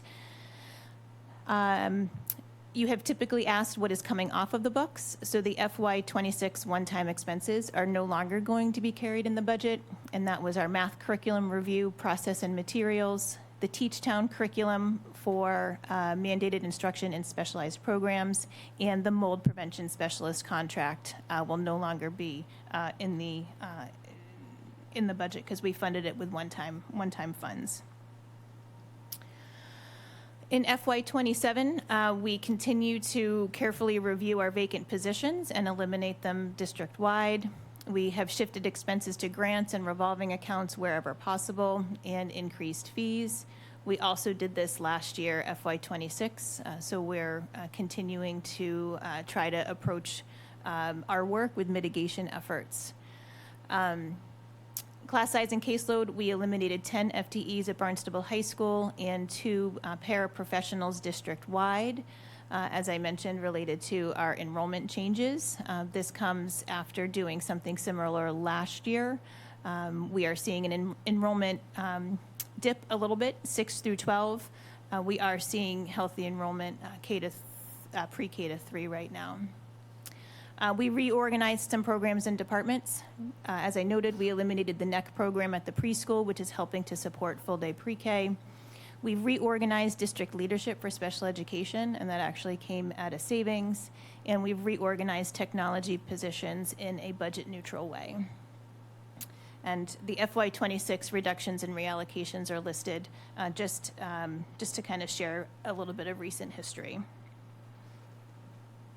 Chris? So this is our FY27 operating budget summary. It shows what the school department's operating budget request is for this year for FY27. It's at $96,436,131. That's a 3% increase over the FY26 budget for the school department. We've got the 3 main categories, spending categories listed out there: salary and wages, which is our largest expense, our supplies, and our operating and contracted services up top. And then you see the 2 main revenue sources of the school's operating budget, which is the general fund appropriation, the 60-40 split, and then the amount from the school savings. 2 things that I'd call your attention to is the reduction in the year-over-year supply expense. That's a result of the one-time expenses that Sarah just mentioned that are coming off of the books for this year. And then I'd draw your attention to our savings account amount increasing by 5%. That is to support some one-time expenses where possible, but also that increase is to really close the budget gap and be able to present a balanced budget to you. This slide is a 7-year historical look back of the school department's budget. It's broken down by funding sources, not just general fund funding sources, but also a few revolving funds that the school department maintains. That's the transportation revolving fund, our school choice revolving fund, and our circuit breaker revolving fund. If you look under the FY27 proposed bar there, you'll see that our circuit breaker has increased by over $1 million, which is great. That's $1 million more that we're receiving in reimbursements from the state, but we're receiving that $1 million more because of our special education costs have increased locally, which is why you see the corresponding increase. These next 2 slides just give you a regional comparison about the expenses from Barnstable. The first one is about net school spending, which was shown on the Chapter 70 slide. Pretty much every district, most districts in the Commonwealth spend over the required net school spending. And the state average is the orange dotted line that's hovering right around 27 or 28%. Barnstable's percent above net school spending is the bottom red dashed line, which is just around 20%, and it's the lowest among all Cape Cod communities. And so it's one way of looking at comparative spending within a district is looking at net school spending. We're below the state average and below the rest of Cape Cod. The other is per pupil expenditure. And per pupil expenditure, similarly, the orange dotted line is the state average. The red dashed line is Barnstable. Barnstable is below both the state average and the regional per pupil expenditure across the Cape. And I would say that this year, many Cape districts are looking at 5% increases to their operating budget. So their per pupil expenditure and their percent above net school spending are going to continue to outpace us. There are some districts that had more like a 3%. Dennis Yarmouth just had a 3%. But I think Nauset and Monomoy had closer to 5% increases this year. And to wrap up, this is our 5-year projection looking forward. I would just call your attention to the bottom line there, the table, which is the deficit that we're looking at each year to FY 31. 2 years ago, we had to make about $2.5 million worth of cuts, and that was really difficult. And you know, when you start to get into the 4 million range, it becomes really difficult. And I think you're going to start cutting services, and Sarah can speak to that much better than I can. But, you know, it's troublesome and it's problematic. And I think CFAC did a good job this evening. You know, when they showcased the cliff, our projections show that if we were to use the school savings account to balance the deficit that you see there, we will be out. We'll get through 31, and then we'll be out of money. We will have no dollars in the school savings account, which is problematic. So that's what we're facing. We're happy to take any comments you have or any questions. Thank you. Not quite sure where to start. Councilor Deleuze. Way back when they first started the lottery, Mr. President? part of us having the lottery, Close the hearing. Massachusetts, Excuse me, was that a Councilor lot? Deleuze. I'm sorry. My apologies, Councilor Deleuze. I've got to close the public hearing before we have a discussion. Okay, so at this point, I will close the public hearing and councilor discussion. I'm sorry. Go ahead, Councilor. Part of that promise Thank you. was that there would be money from the state lottery going into education. Anybody know what happened to that? I can't. Can you speak to the lottery money specifically? I can speak more to the millionaire's tax and fair share. Yeah. But I don't know the exact formula of the lottery. I do know that lottery proceeds do go to the unrestricted general government aid, which is another piece of state aid that all communities receive, and that's kind of like your general state aid. Mark can speak more to that. I think that goes to Yeah, support but the I entire was budget. speaking, Yep. if anyone know, that it went specifically to education because Yeah. 40 years ago, or whatever it was, when they first got the lottery, that was part of the enticement for everyone to have the lottery, that a lot of the money would go to education. I'm not sure about the lottery funds. Chris shared about as much as I know. The millionaire's tax, that was recently put into place, the so-called millionaire's tax, where there's an increased amount of revenue coming in, going to transportation and education, is going to education. I think a large portion of it is going to preschool, and there are some pretty big preschool grants. We manage one of those grants for about $500,000, and it is supporting our effort to go to full day for our 4-year-olds. It is also supporting a public-private partnership. So we have grant monies that go to a few other community preschools to support full day options in a private setting. It's also going to community college efforts. So the community college tuition is now no charge for anybody with a high school diploma. And so that's, I think, where they're prioritizing these education dollars. There may be some additional in the supplemental budget, and that would be a good question for the elected officials for the town of Barnstable. Not as much for K-12. Thank you. Councilor Burdick? Oh, hi. Thank you very much for your presentation and a well-crafted budget as always. I try my best to keep up with the discussions of the school committee, but they have very long meetings, and I go to lots of meetings already, so I may have missed it. But having prepared this budget and looking forward, we have challenges, obviously. I know that you're prepared to manage your budget and, dive into austerity if necessary, right, based on what the policy is that you're given to work with. I am just curious, and as I said, I may have missed it, but the school committee and their discussions and your discussions with them about what they may bring forward to us insofar as a debt exclusion, say if you're going to bundle capital projects together or an operating override, is that, I don't think I've seen too much discussion about that, but is that in the offing? Is that something that you think your department and the school committee are going to start thinking about, obviously, with this sort of thing coming up? Yeah, there's been no public discussion along those lines, and where the school committee is, I think is sort of communicated through the school committee's roadmap related to the finances, and having an interest and more communication between the leadership of the town and the leadership of the schools. And so Kathy Bent, as the school committee chair, and I have been meeting with the president and vice president and the town manager's office to make sure that there's open communication and we're sharing information back and forth about what the needs are. But there's been no Right. public conversation about that with the committee. And I know that at our fiscal policy strategy meeting, and in July, whenever that's going to be, I think we're all going to get together to discuss that, right? I mean, that's what you said, Craig, or I've heard said.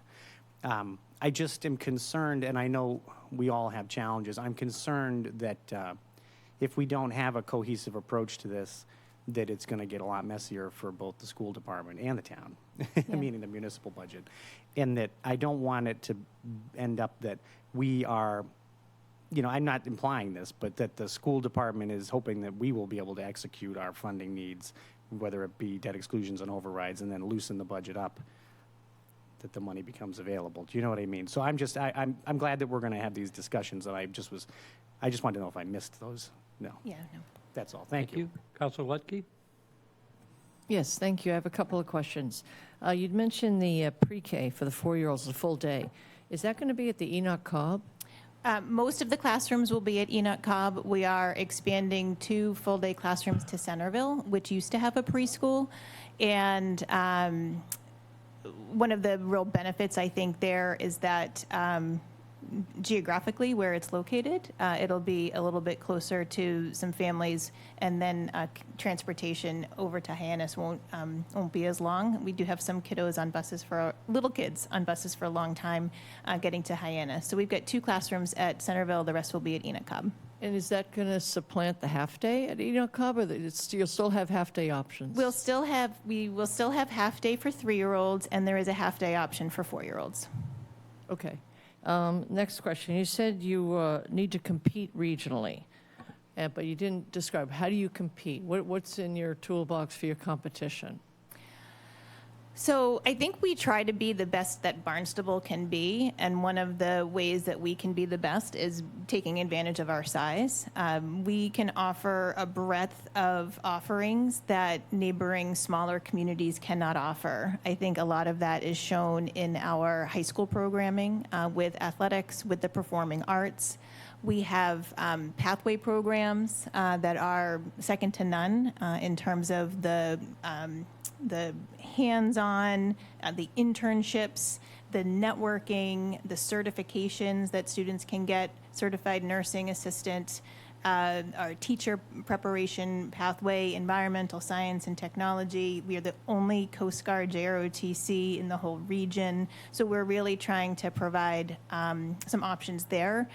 We've increasingly been showcasing all that BIS has to offer, and we are expanding.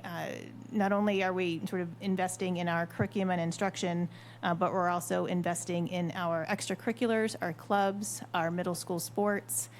These are things that in a tough budget time would be hard to preserve, but I think they're doing amazing in terms of keeping our students engaged and connecting our younger students with our older students through athletics. We're also offering students, we heard from families the desire for experiential learning and field trips. We just had an amazing group come back from Washington, D.C. You may have seen some of the videos and some of the press there. So those are some of the things that come to mind, particularly 6 through 12, where many of the choices emerge. Many of the choices emerge in those later years. In terms of K to 3, K to 5, K to 3 in particular, we have really amazing, lovely schools with great climates and culture. And we do have oftentimes kindergarten or first grade as a point in time for school choice, and we regularly have families seeking to come in at that age, and our staff. We have staff who want to have their children in Barnstable. And do you have an outside marketing firm that markets for you? We do have Pierce Cote out of Osterville working with us. They're on retainer, and they've been fantastic. Yep. Do other schools have that? It is, and I don't know about Cape schools. It is an increasing area. There are a couple of firms that I do know some off-Cape districts are using for media relations. But I think here on the Cape, not only are they helping us with any crisis communication that may come up, but they're also doing a lot of PR and marketing for us. What's the retainer fee? $24,000. Okay. And one more question, if I can. The CFAC talked about $16.2 million of folks going to charter and tech. But, those are unique. I'm primarily, I know there's some younger ones, but Sturgis and, of course, the tech school. And those things you can't offer at Barnstable. We can't. I think that's a positive thing. I mean, if you made that 0, is that a good thing? Or is that then you have increased enrollment? If we made it 0, we wouldn't be able to accommodate everybody. That's what I'm saying. So what do you is 16.2? Is that too many kids that are leaving, or is it okay? How does it compare to the other? Because you had those nice comparative charts. How does that compare to the other districts? To other districts, it depends on the district. I don't have the numbers off the top of my head, but some districts are bringing in more students than they send out for choice, and some are in our similar spot. One of the things that I think affects our choice patterns is our geography, being in the center of the Cape. We do see a geographic choice, so we'll see families and students who live on the Sandwich Line kind of choicing into Sandwich districts, the Sandwich District, or we'll see families on the Yarmouth Line choicing into DY, and so some of it is geography. If everybody stayed in the district, we wouldn't have room. So we've sort of built the facilities around our enrollment, and it's kind of a predictable enrollment. But I think there's a worry about losing, now that with enrollment going down Cape-wide, there's more seats and more competition for a smaller number of students. And the final question, kind of in the same area. Do you have any kind of a mechanism to do a, quote, exit interview? It seems like a lot of the children exit at grade 5. Do you do exit interviews with those parents of some sort? Yeah, we do. We do have a survey that we give to families, and we do collect data. We were realizing at one point this year that we were only getting about 50% of those back, so we have increased our sort of push to get that information back. A lot of families that leave during the course of the year are leaving because they're relocating. So there's a relocation at play by and large. Okay, thank you. And again, overall, I've said this before. I mean, I love the Barnstable Public Schools. I think they're absolutely amazing, and I'm not sure why anybody would go anywhere else. They're terrific. You guys do an amazing job. Thank you. And we can't compete directly with Cape Tech, but we do have CTE offerings that don't compete with them, and they're amazing. And then in terms of Sturgis is an all IB or international baccalaureate school, which is similar to AP and advanced placement, and we have the most AP offerings because of our size. So we have some amazing things to offer that people should check out. Council Boone, did you? Thank you, Mr. President. Great presentation. Thank you. I'd like to maybe ask a question or two about, bang for your buck. You were proud of the fact that you have a pretty low cost per pupil. And I am too. I'm glad to see that. But I'm wondering if the other folks in other systems are with spending more on their kids. Are they getting more for it, or are their pupils graduating at a higher rate? Do they have fewer special ed people? Do they, do they have fewer behavior problems? It's really hard. I think it's really hard. We try to make comparisons, but it can be really hard to sort of pin it down all to numbers. I would say that yes and no. Some of what makes us the best isn't necessarily what gets posted on the Department of Ed's report card. We exceed the state average. We exceed the region in the number of students who are graduating biliterate or triliterate in multiple languages. It's been highlighted at school committee. It was highlighted at senior awards night. We have students going on to amazing colleges, including one young man who was highlighted by Channel 5. He's going to Harvard on a full ride. And we have some really great things happening for students, but students also make different choices. And many of our students, many of our students go to 4Cs, and they go to 4Cs because they know they can go get a start on their college education and it's not going to cost them anything, and then they transfer to a 4-year school. And that's hard to compare to a community that is wealthier, and the students may go on to a 4-year college right away. So it can be really tricky. I think there's an incredible return on investment. Students, particularly the students that take advantage of some of our pathways and the real world experiences that they get, the internships that they have, the networking, I'm really, really impressed with them, but that doesn't show up on the Department of Ed's report card. Well, thank you. I think you are getting good bang for your buck, aren't you? Vice President Clark. Thank you, President Tamish, and thank you for your presentation. If I recall from your presentation correctly, you said that the all-day pre-K for 4-year-olds is grant funded, and if it is this something that you expect will carry forward in future years? It's a great question. It's partially grant funded, so we'll be getting $60,000 from the grant this current year. The rest of it is offset by the reduction of the NEC program, more or less, at the preschool. So it's coming from a reallocation of operating budget funds. There is the possibility of additional grant funding going forward, and the state has committed to sustaining this grant funding, and other communities have had it for a much longer period of time. It is a big initiative. It's funded by my understanding is that it's funded by the Millionaires' revenue, so they have kind of a dedicated funding stream for it, and we expect there to continue to be some grant funding. Thank you, and I just want to congratulate you. It was very illustrative to see those graphs on how your budget per pupil, your cost per pupil, and the other graph showed how leanly you operate. So congratulations for that. Appreciate it. Thank you. Anyone on my left? Councilor Keene. Thanks for a great presentation. And also maybe as I look in the out years, a very depressing presentation. I was struck by the decline in students this year, although to a degree surprised that it wasn't more, because as I look at school systems across the country, they are just shedding students by much greater numbers than we are. So one of the lessons I actually do not draw from this is somehow parents and kids are unhappy with the school experience.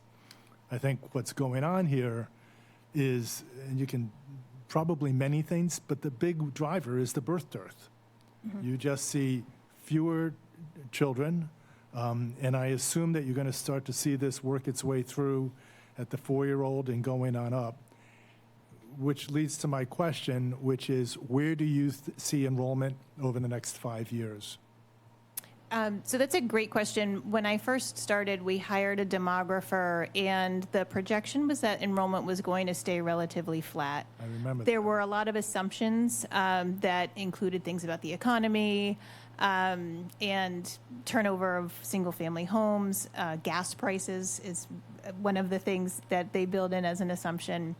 And so the assumptions haven't necessarily borne out. So we've talked about re-enlisting the demographer to do an update of that, so we have a sense. And then there's also a discussion among the towns and the superintendents around doing, with our elected officials too, around doing a more regional demographic study, because there's a lot of movement among our towns of our families.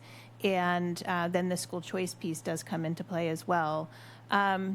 So I had expected it to go down. I had expected our enrollment to go down because we have been seeing it track down. But as I look ahead to 26, 27, we are bringing in preschool and kindergartners at a sustained level. So it's a little hard to say.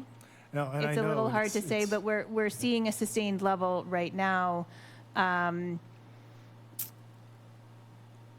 which is good. Yeah, I mean, we're building additional housing, which has obviously an impact that way. Although, interestingly enough, when we get more students, we get more state aid. Right. So Yes. it's actually Yep. to our advantage. Yeah. And you're not faced with questions like, do we start to consolidate buildings? And I hope you're not looking at that yet, Chris, or are you? No, although there was a recent article in the Cape Cod Times where there is a proposal on the table in a nearby community. Yeah. Yeah. All right. Thank you. Couple communities, actually. Thank you. Councilor Crowe? Thank you, Mr. President. I seem to remember a few minutes ago that you mentioned that you had a public relations firm that worked under you, Pierce Cote. Can you tell me what you spend on that? Sure. It is $24,000 a year. Yeah. Can you tell me why it is that you need that versus having an in-school effort? So the consultants is a flat fee for $24,000 rather than paying a salary that would come with benefits. So I think we have a cost savings there. These folks are experts, and in particular, as experts, they used to work with a lot of media firms. They have a lot of connections with the media, whether it's print media like the Cape Cod Times or TV media, radio media. And so they are, I think, really able to put us into connection with people and stories get picked up. If we are able to keep 5 of our students in the district, it pays for itself.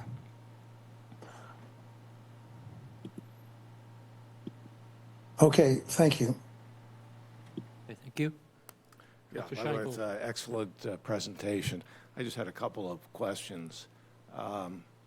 The demographical projections, I think I saw somewhere that the town produced some demographical projections of its own. Maybe it was the planning department. But is there coordination for something like that? Because, in other words, you're projecting students based on demographical trends.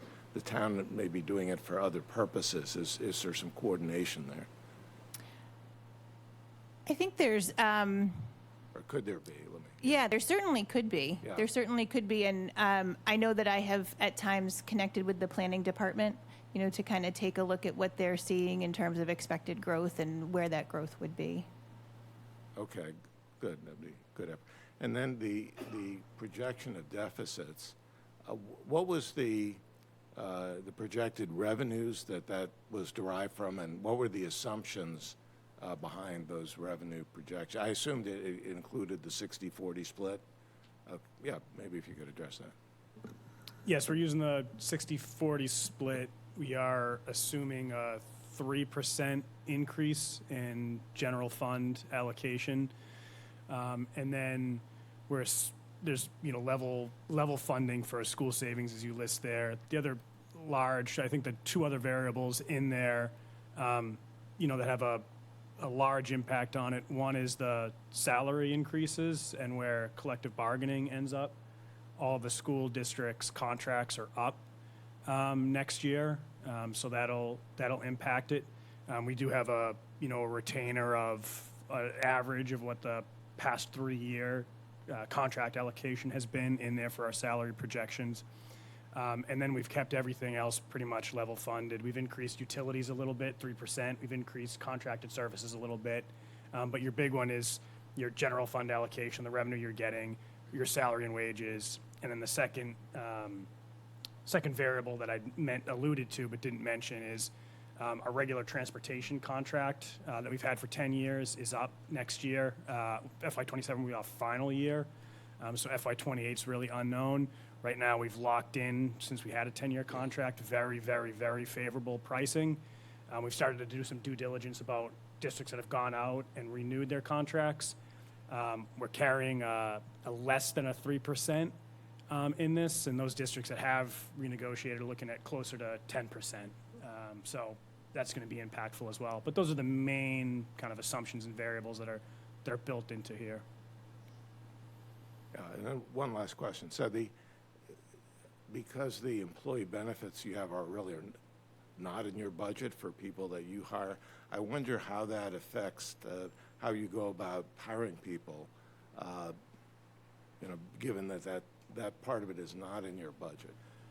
From a salary perspective, we do take that into consideration. Sarah, I don't know if you wanted to, speak to that as we look to, replace positions and. I think we certainly are mindful of it and recognize that the way budgeting happens here and the revenue sharing agreement, the benefits are sort of reserved off the top, and so we do have a vested interest in being very mindful about how those health insurance benefits are being spent, and so we are really mindful in that in terms of our hiring and how we establish positions. All right, thank you. Thank you. Anyone? Councilor Crocker. Thank you very much, Mr. President. Early on in your presentation, which was in fact a very good presentation, I appreciate it very much, you briefly spoke about user fees. Now, as someone who dealt with user fees on the high school level for 25 years in various high schools around southeastern Massachusetts, this is kind of something that interests me. What's the current user fee now? So it depends on what the fee is for. I think athletics is $275. That's the highest for hockey, and the user fee for other sports I think is closer to $250. And then Unified I think is a little bit less because they have a shorter season and is more like $100 or something like that. So that's what the athletic user fees range to be. What's the bus fee? The bus fee is $350 max per family.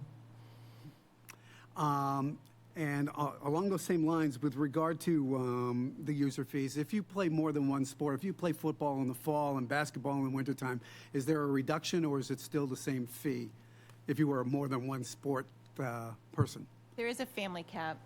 Yeah, I don't remember what it is. Off this. $450. So there is a family cap for, so it's not just an individual athlete, but if that family has an athlete that plays multiple sports. And one more other quick question. Do you charge a user fee for non-athletic extracurricular activities? For instance, like drama club or something like that? We don't. Many communities do. It can be very, very onerous and cumbersome to enforce. So we don't. Thank you.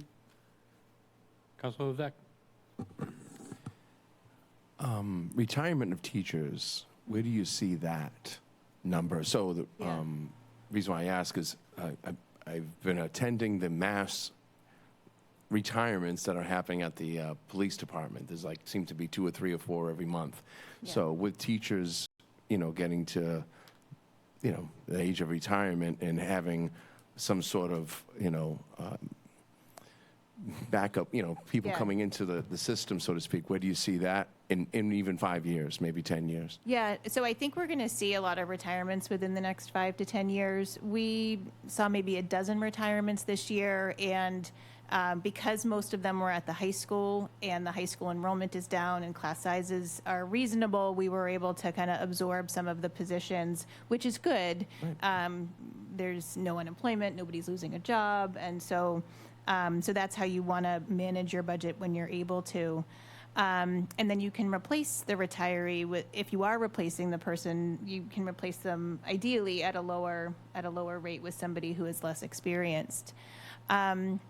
There is currently 2 bills. One just passed the House and one just passed the Senate, and they're now reconciling those bills that would allow approximately 8,000 educators who did not opt into Retirement Plus to buy back into this retirement program. And that will, it's going to depend on how they reconcile all of it, but for those who are interested and are able to buy back into the program, it will probably accelerate a number of retirements earlier than people would have expected. And so I anticipate there to be quite some turnover within the next 5 to 10 years. How do you see the application? Excuse me, follow-up question. Thank you, President. How do you see the supply of new teachers coming on board with the housing situation and cost of living expenses and things of that nature here in Cape Cod? How do you see that? I mean, that would be a deterrent, but at the same time, are you having student teachers coming in, signing up? Do you see that trend? Great question.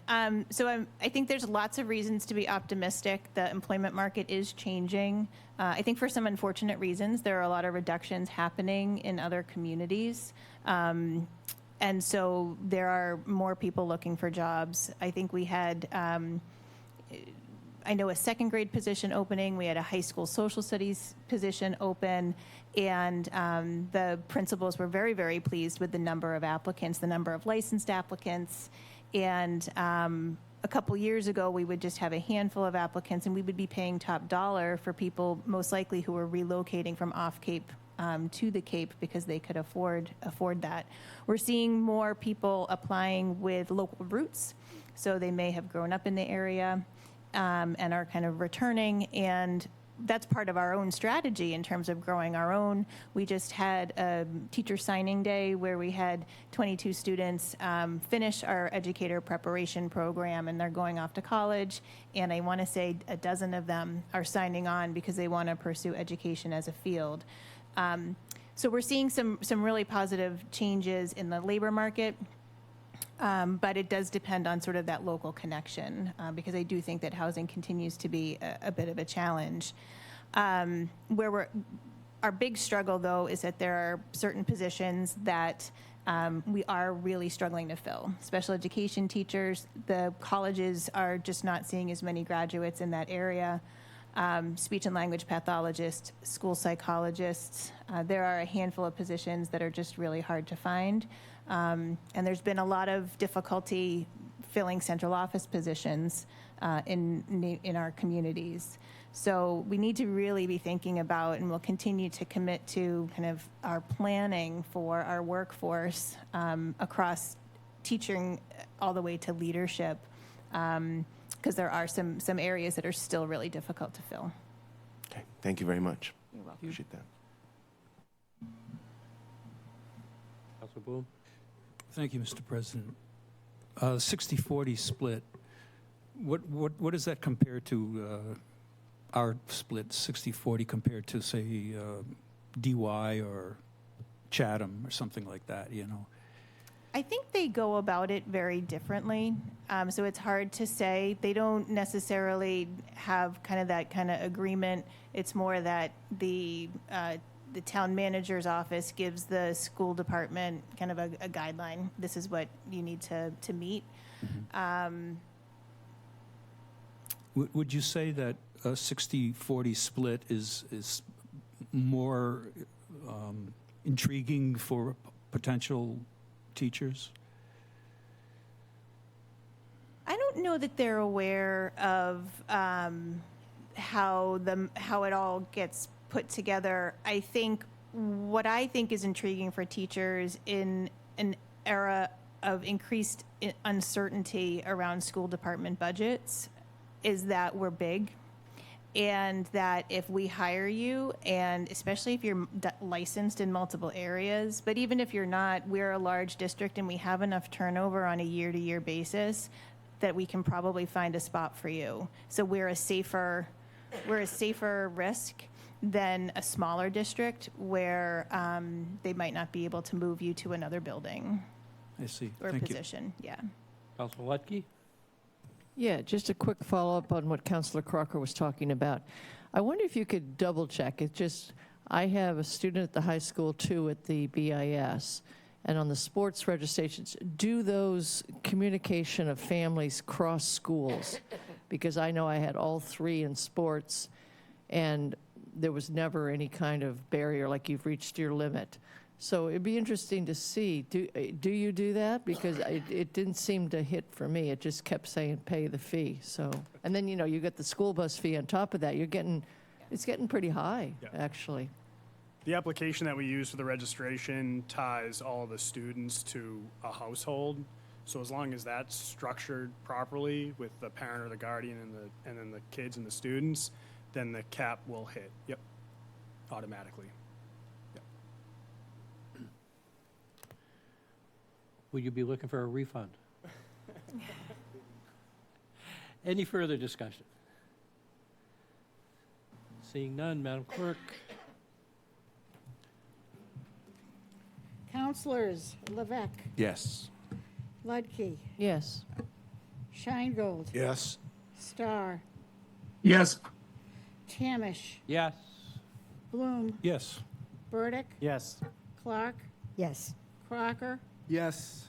Crow, Yes. Deleuze, Yes. King. Yes. It's 12 yes. The motion does pass. All right, it's 2016. We're going to take 10 minutes. We'll be back at 26 past the hour. Thank you. Thank you. Great presentation. Is there any reason we're heating this room like it's blizzardous outside? I like that 24-hour clock. This is 2016.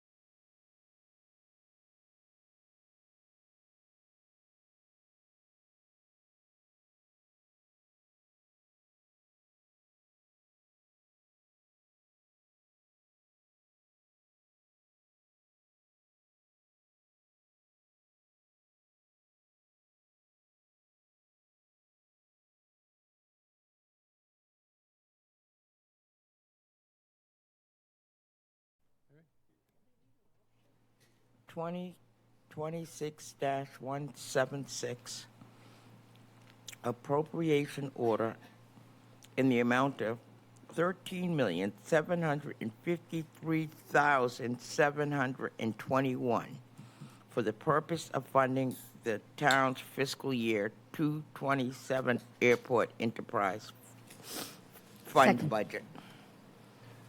Thank you. Do I have a second? Second. Motion has been made and seconded. At this point, I will open the public hearing unless there is an objection. And it is page 389. And I recognize Mr. Nelson for the rationale.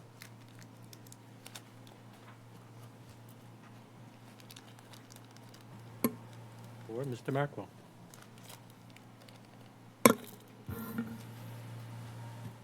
Can you hear me okay? Or Okay. Mr. Milne. Oh, thank you, President Tamish. Next up, we have the Airport Enterprise Fund, and Manager Nelson is here this evening to join us to answer any questions you might have.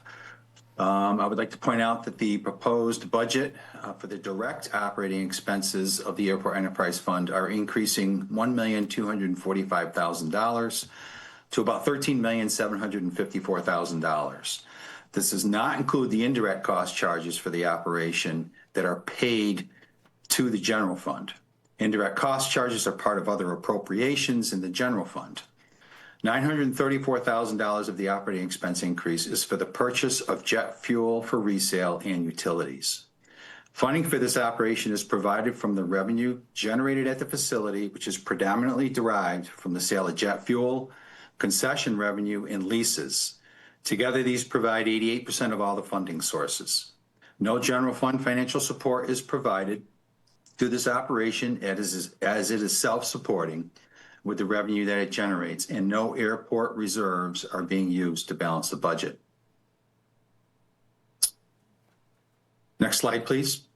Changes to the budget include contractual obligations for staff, indirect cost charges for airport-related expenses included in the general fund budget, an increase in operating expenses, predominantly for utilities and jet fuel, and a slight decrease in operating capital and debt service. This operation includes 26 full-time employees, and there is no change to this amount in fiscal year 27.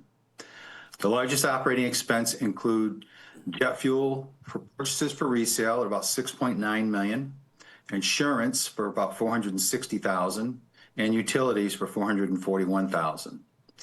Jet fuel costs are increasing $868,000 in FY27. The total proposed budget for FY27 is $14,812,000 with those indirect cost charges. This appropriation only includes the operating expenses. And with that, I'll open it up to questions. Thank you. Thank you. Is there anyone, this is a public hearing, is there anyone from the public who would like to be heard on this matter? Seeing no one, I will close the public hearing. It's been indicated to me that there's no one on Zoom. I'll close the public hearing, open it for council discussion. On my right? On my left? Seeing no one. Okay. Madam Clerk? Counselors, Ludke, Yes. Scheingold, Yes. Starr, Yes. Tamish, Yes. Bloom, Yes. Burdick, Yes. Clark, Yes. Crocker, Yes. Crow, Yes. Deleuze, No? Keen, Yes. Levesque. Yes. That's 11 yes, 1 no. The motion does pass. Moving on, 2026-177, Councilor Ludke. And this is page 238 in the budget book.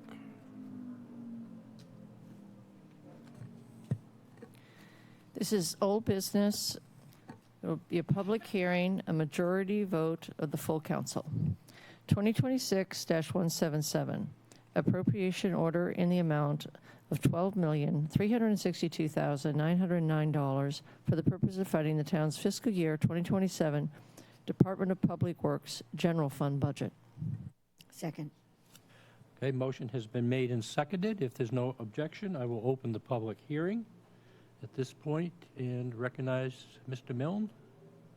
Will it be? Thank you, President Tamish. The Public Works Department general fund budget is increasing just under $43,000 over the FY26 revised budget to $12,362,000. A supplemental appropriation for storm cleanup of $256,000 included in the FY26 budget is not repeated in the proposed FY27 budget, which accounts for the decrease in the operating expenses you see above. The budget growth for this department has averaged about 3.4% per year.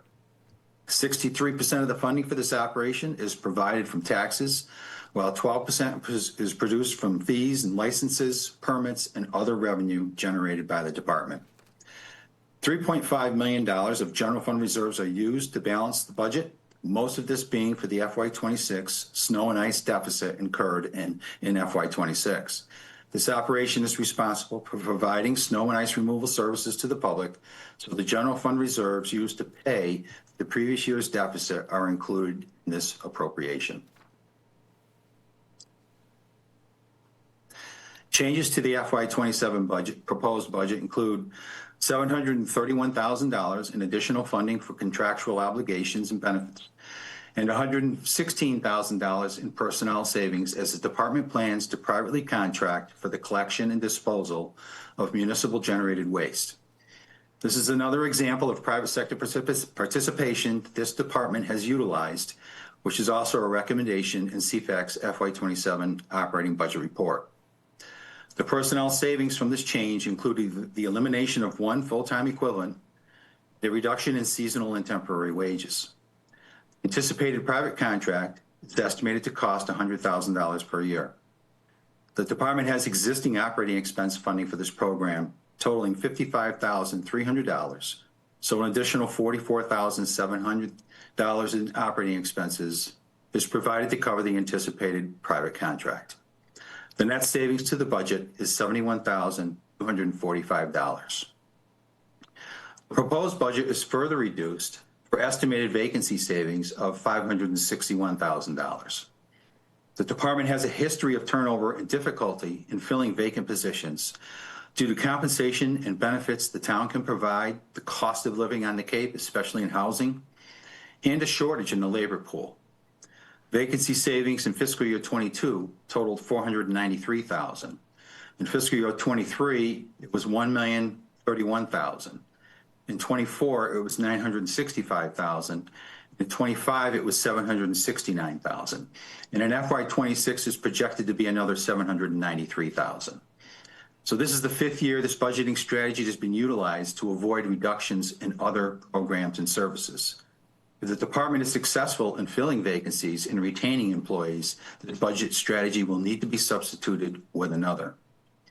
The operating capital is level funded at $660,000, which provides funding for vehicle equipment replacement as well as facility equipment replacement. And Director Santos and key members of his management team are joined here this evening to answer any questions you may have. Thank you. Thank you. This is a public hearing. Is there anyone from the public who would like to be heard on this matter? Seeing no one online, I will close the public hearing. Anyone on the council would like to have a discussion? Councilor Keene. Just because I'm not sure I understood it, but the budget is crafted with the assumption that positions will not be filled. Is that correct? It's crafted that we'll have vacancy savings due to turnover as well as positions taking time to fill. We have 16 vacancies in the department as of today, totaling over $1.2 million in budgeted salaries for FY27. We're not going to be able to fill those July 1st. And so the budget assumes it's going to take time to fill those positions, and there'll be additional turnover during the year. I got it. Thank you. You're welcome. Councilor Lutke. Yeah, I've got a question about solid waste. when that solid waste, because I just saw Kelly, she posted on Nextdoor, because, there's been a lot of discussion about fees. Everyone compares the fees in Barnstable to the fees everywhere else, and ours are the highest. And she gave a very good explanation, and we know, that it's an enterprise fund, and so it covers everything having to do with that. But one of the things she said in there when somebody asked her, where does the stuff go? And this goes against what I had understood, so I want to understand. She said, a large portion of the solid waste collected at Barnstable Transfer Station is transported off Cape to the CMAS Resource Recovery Facility in Rochester. Now, I had thought the stuff from the transfer station is primarily landfilled out of state, and that the CMAS was coming from the commercial side. Can anybody address? I mean, it's a big deal to me that we're landfilling in other people's states. Yeah, I guess I'd just add that the next appropriation order is for solid waste, and I don't know if we want to take that up in the next item. This is their general budget. This isn't the solid waste budget, but All right, I'll hold it to then. Okay, thank you. I think they know the question, so Yeah. we'll do it at that point. Councilor Sheingold? Yeah, just, Director Santos, if you could explain the contract that's being added and the employee who's being replaced, and sort of the logic of that. Sure. We occasionally, on some of the work that we do, we go out into the community and see if we can get a better deal, or if we can have private companies address some of the work we do. And in this case, we get a sense that we could save money by having a private contractor collect the town's waste, the dumpsters we have for town buildings, basically. That's what this is. We have a trash truck or packer that goes on around the town daily and collects that, and we bring it to Yarmouth, and it goes off for disposal. We felt like we could do better than just labor and expenses, and it turns out when we did some checking that that's true, and we could save about $45,000 a year by doing this. The employee that is currently full-time will take another position without a pay cut that's currently open. And so we've worked that out with the union using Bill Cole, Director of Human Resources. So seems like a prudent thing for us to do at the time. Okay, and having the vacancy sort of facilitates that. And are you looking at other ways to save money with that approach, or? We have from time to time. Right now, we don't have anything, that we're looking at specifically, but we're certainly open to that. Okay, all right, The thank you. market. Yeah. Thank you. Councilor Boone? We heard CFAC describe your department as really well run and planned really well, and that must be a good thing for you to hear. I think it's a great thing for me to hear. So thanks for doing that. I agree. Thank you. Thank you. Back on the Packer question, you mentioned dumpsters. Would that include Main Street, the beaches, the whole package? We collect that, some of the trash cans with our own crew, different than the packer. Okay. Okay, thank you. Everything will be covered. Okay. Councilor Sheingold? Yeah, I just follow up. Just another question. In some areas, at least in my opinion, some other people's opinion, you may be under-resourced dealing with water quality issues in lakes and ponds, and you have vacancies maybe in other areas. Have you considered, and I don't know whether, is your plan to hire I think you have 2 employees who are now dealing with water quality in lakes and ponds. Are you looking at possibly hiring other people in that area? Not specifically in that area, but we have a number of vacancies relative to the Comprehensive Wastewater Management Plan. Okay. Project managers, design engineers, inspectors. That's the majority of the vacancies. But I thought you were going to, do we look at outside contracting for these services? We looked very closely at that, and that's why we brought it in-house, was because we felt like we could save a significant amount of money. And we've saved millions of dollars by having our own staff do the CWMP work. We found that the difficulty we're having getting employees, at least in the technical fields, these outside private entities are also having difficulty. So they are not being as accommodating or responsive as we'd like, and we found that the quality of their work is suffering. So we'd still like to proceed in the way that we are with having our own staff do this technical work. Unless it's a very, very special work, then it makes sense to contract for that. All right, thank you. Thank you. Council Ledke. Yeah, that was my other question, a follow-up to that. And I know, Dan, you'd made that conscious decision to do this in-house, and it sounds like you're sticking with it. So you're still sticking with that. I mean, this is now, what, a 30-plus year program. Is this going to be long-term? I mean, how often are you evaluating? Is that part of the, the working groups aspect of it, is to look at that piece? Do we continue with the in-house? Is that still going to be the long-term? Well, my thinking is that we would continue that because I think it's been very successful, both from a financial perspective. We've saved significant amount of money. Also, from a quality perspective, we have much greater control over the quality of the work. And finally, timing. It's very difficult to get engineers and designers in this environment to be able to meet our needs as far as timing. So it pushes everything out. So I think for those three major areas, we're better suited with an in-house staff doing this. But as things change, or if the economy changes and outside agencies or private contractors step up, do more hiring, get more competitive, then I think it's fair to look at that again. Okay, just one more question in that area. Are you outsourcing some of your maintenance of some of our parks? I specifically look at that Rose Kennedy Park in Hyannisport. I mean, I see it has that mainstay sign on it. And then someone told me that even you're getting outside funds. Are you doing that? We heard a little bit of that from the CFAC in terms of private partnerships. And you see it along the highway all the time, like this part is maintained by so-and-so. Is that something, can you speak to that one, that mainstay one in Hyannisport? We have a program through the Structures and Grounds Division where Adopt a Spot, effectively. Yeah. And so they apply and they want to take up a certain area. The one that comes to mind that's really visible is Old Stage and Route 28. Of course, It puts a lot of effort into that. But they're all over town, and we benefit. They get to put a plaque or a sign.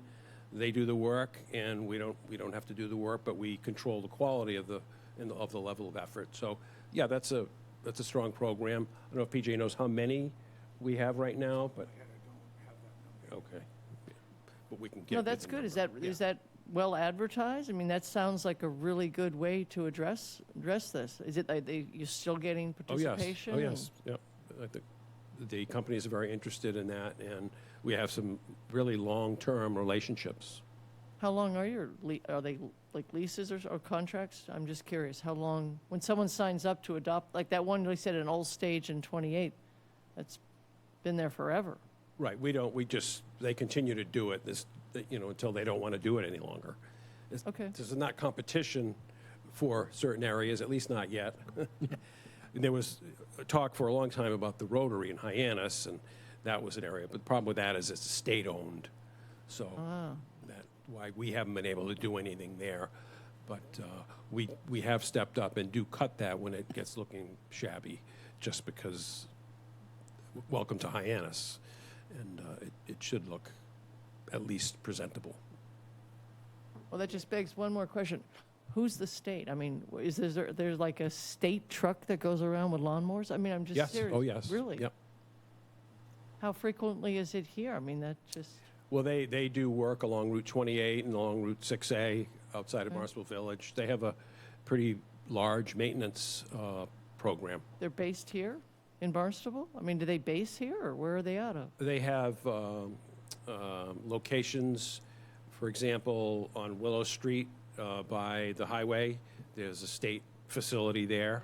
So there's another one on Route 132, just off Finney's Lane that you can't really see. So they have these spread throughout the Cape and other regions of the state where they base staff. So when we call, there's an issue on Route 6A or 28, they can respond pretty quickly. Great, thank you. Councilor Deleuze, did you? Hi. When you said the Rotary, which Rotary are you referring to? The one by the airport? Yes, the big Okay. one by the airport, yeah. Okay, any further discussion? Seeing none, Madam Clerk?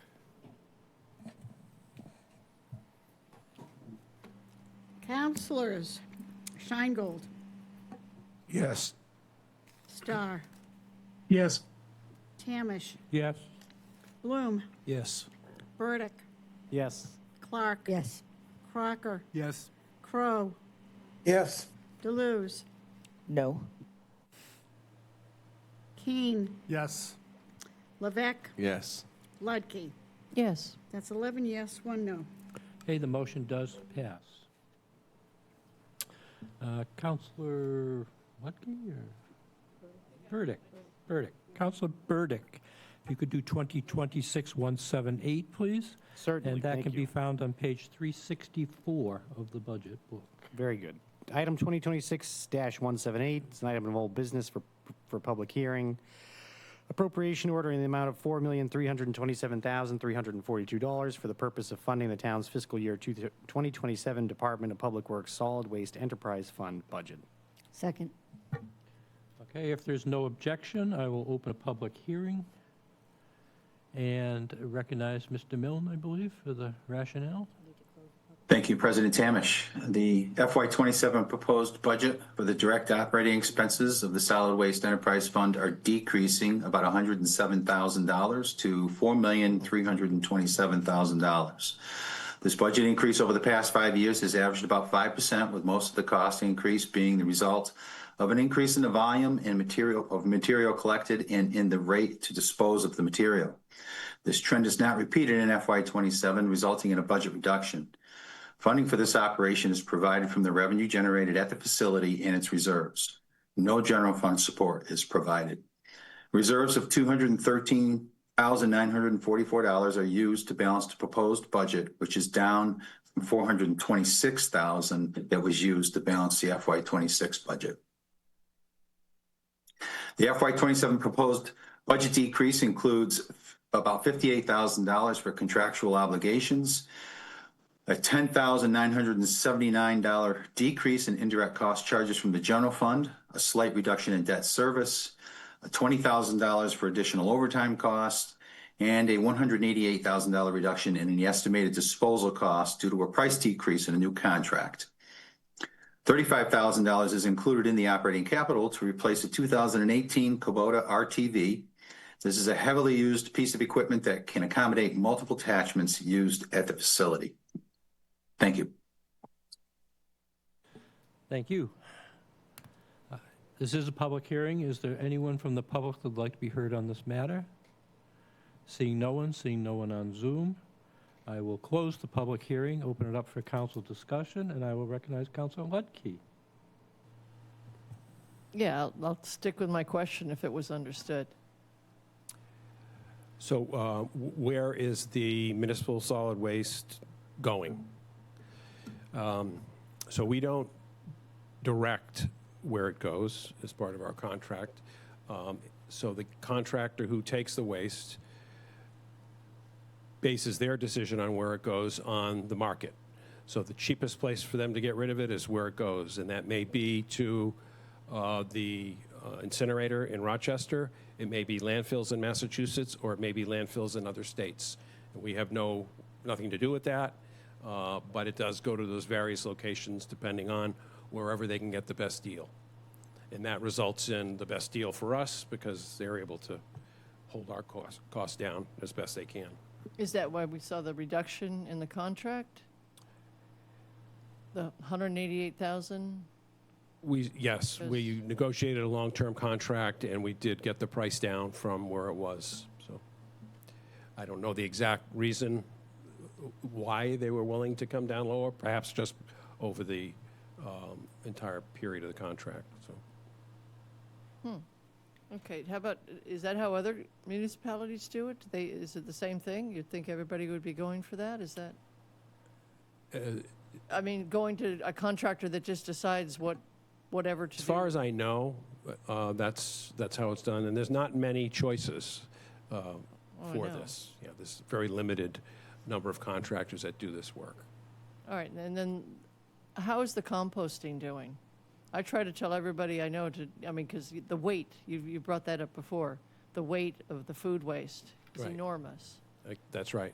It's very popular, and I know Tracy could talk to it. Tracy Regazio is the supervisor there. I don't know if you want to just address that. The food waste? Yeah. Yeah, we're probably going to hit about 38 ton this year. We're on track to Is have that that. more, or are you? It's up from last year. Yeah, we're seeing increases, little increases every year on the tonnage that we're getting out. Yeah, I just think we'd see an enormous cost reduction. I think That's enormous. exactly. That's 38 tons enormous that's if not in- everybody would separate their food waste, and you guys make it so easy, absolutely so easy. So maybe you could do some more marketing. I don't know.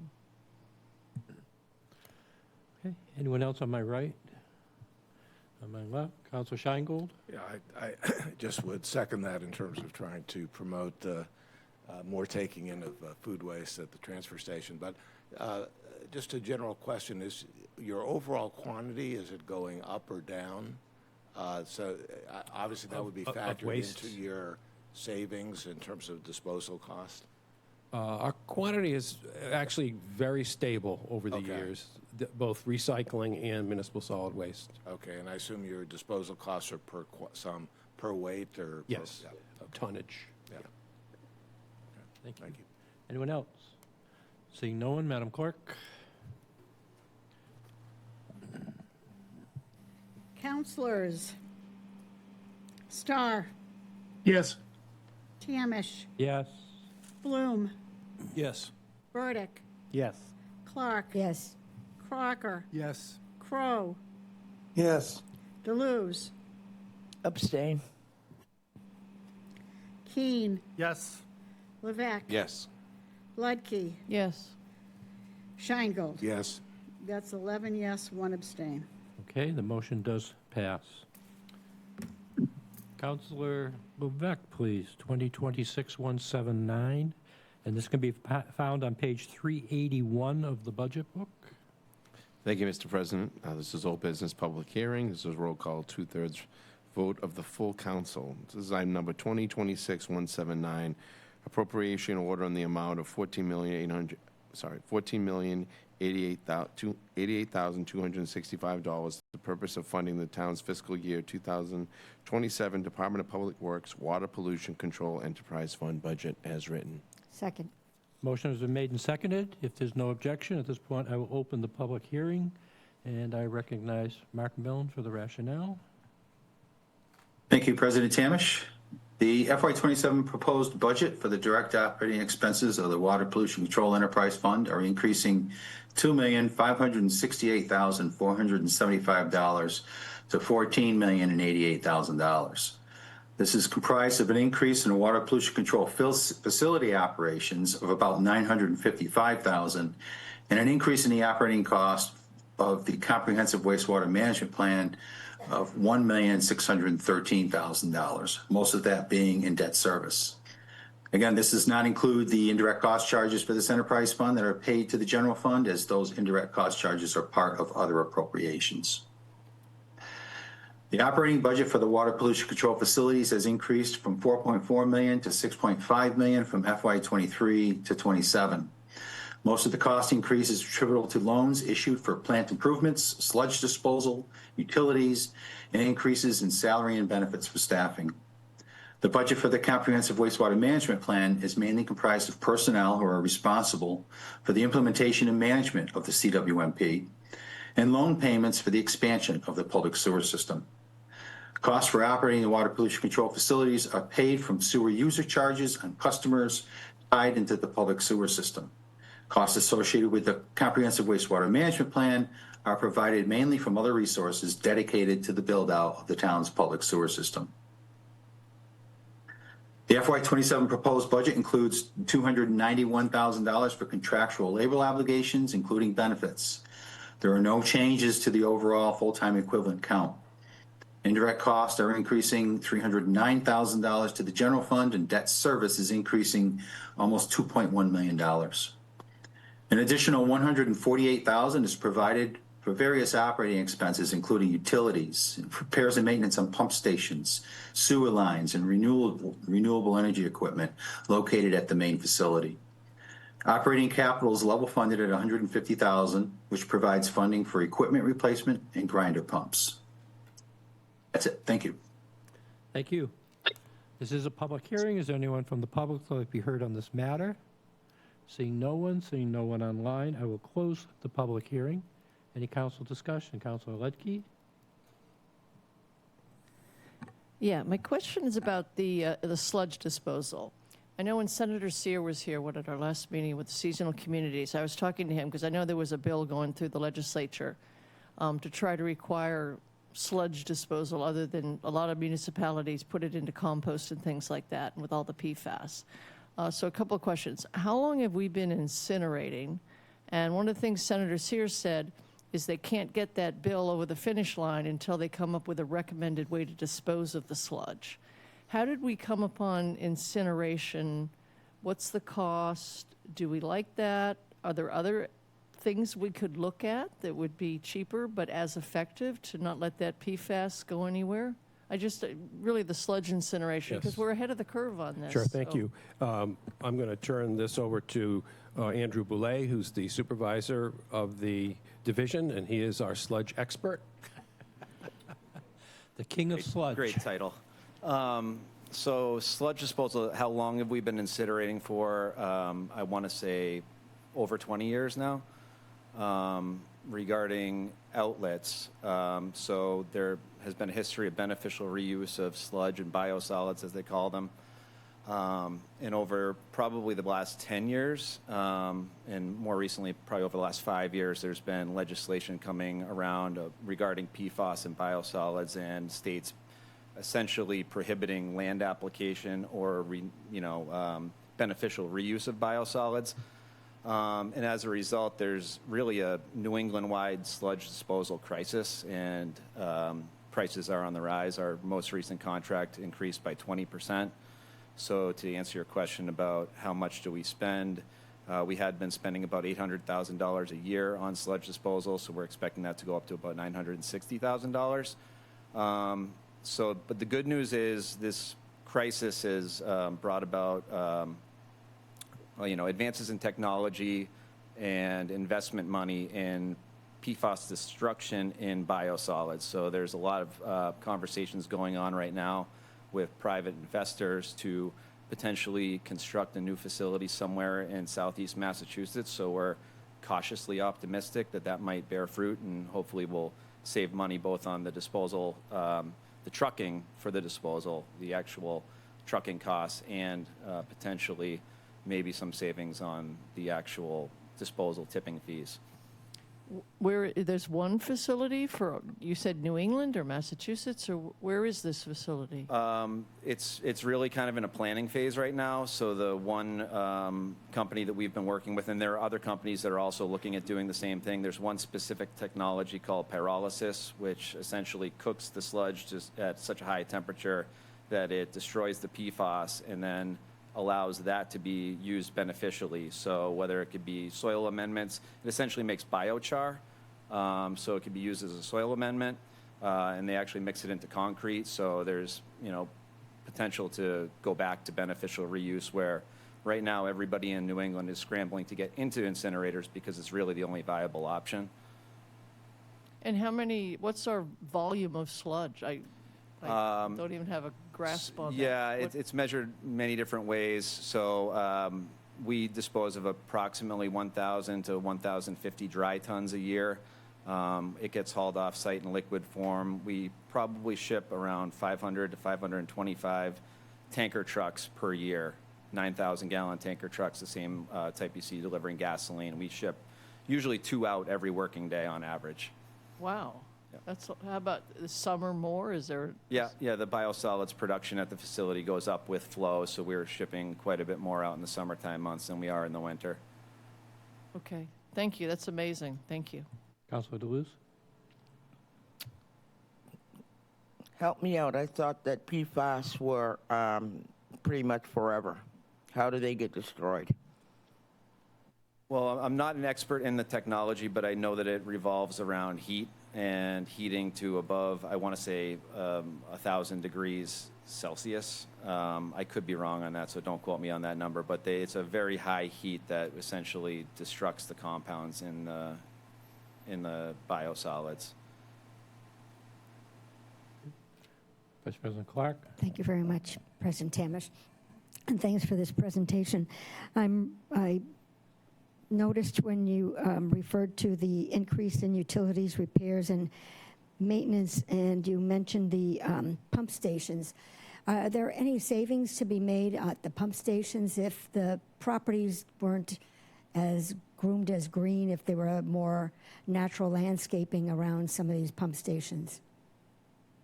The one at West Main by the Melody Tent is an especially green park, and I'm wondering. Okay, so we've tried that in the past, and we got a lot of complaints because it looks so crummy. So we've moved in the direction of taking care of them. So I'm not sure how to respond other than we take pride in maintaining the facility, that it looks good. It doesn't look like it has anything to do with wastewater, and we would hope that that would be supported by you all, but we're always happy to talk about alternatives. I know this has been brought up before in the past, so maybe there's a middle ground somewhere, a hybrid approach, so it's not as manicured. Okay. Especially if we're trying to promote the Cape Cod lawn and, how do I want to say, less intensive use of nitrogen. Okay, so it looks too good. Yeah. Got it. Yeah. Councilor Scheingold. So where does the sludge currently get incinerated? I assume by... In Rhode Island. Okay. And the contractor takes it away and brings Yes. it there? Okay, Yep. all right, thank you. Okay. Any further discussion? Seeing none. Madam Clerk? Counselors, Tamish, Yes. Bloom, Yes. Burdick, Yes. Clark, Yes. Crocker, Yes. Crow, Yes. Deleuze, I abstain. Keene, Yes. Levesque, Yes. Ludke, Yes.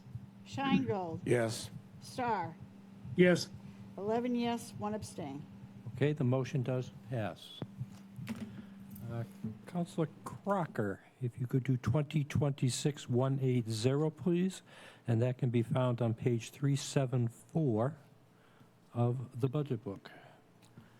Certainly, Mr. President. Under old business, item number 2026-180, appropriation order in the amount of $10,572,365 for the town's fiscal year 2027 Department of Public Works Water Supply Enterprise Fund budget. This is a public hearing. Roll call, 2/3 vote. Second.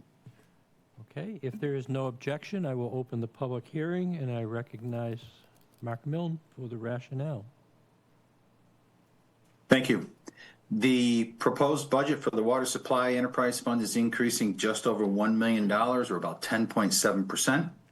The operations budget has increased from $7.9 million in FY23 to $10.6 million in FY27, for an average annual increase of about 7.5%.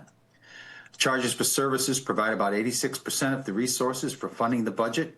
8% of the operating budget is provided from revenue received under the host community agreement with Vineyard Wind.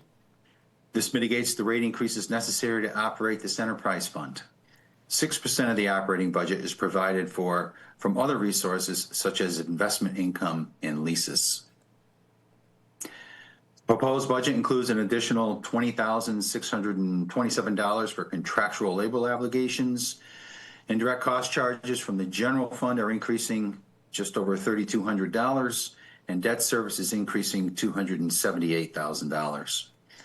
An additional $637,000 is provided to cover the cost increase of the operations contract with Veolia, which includes the yearly escalation formula, laboratory testing and electric power increases, additional chemical use, and costs related to the short-term and long-term staffing of the new straightway treatment facility.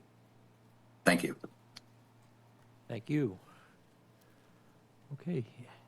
As I said, this is a public hearing. Is there anyone from the public who would like to be heard on this matter?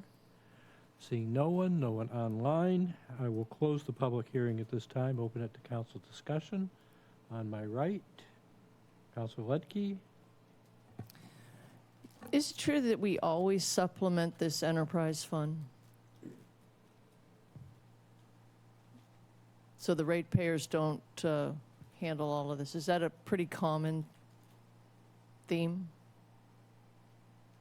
So when we entered into the host community agreement with Vineyard Wind, we brought forward to a previous council the suggestion that we put those payments into a water rate stabilization fund to help mitigate rate increases. And the council approved that, and we've been doing it since we started collecting those host community payments.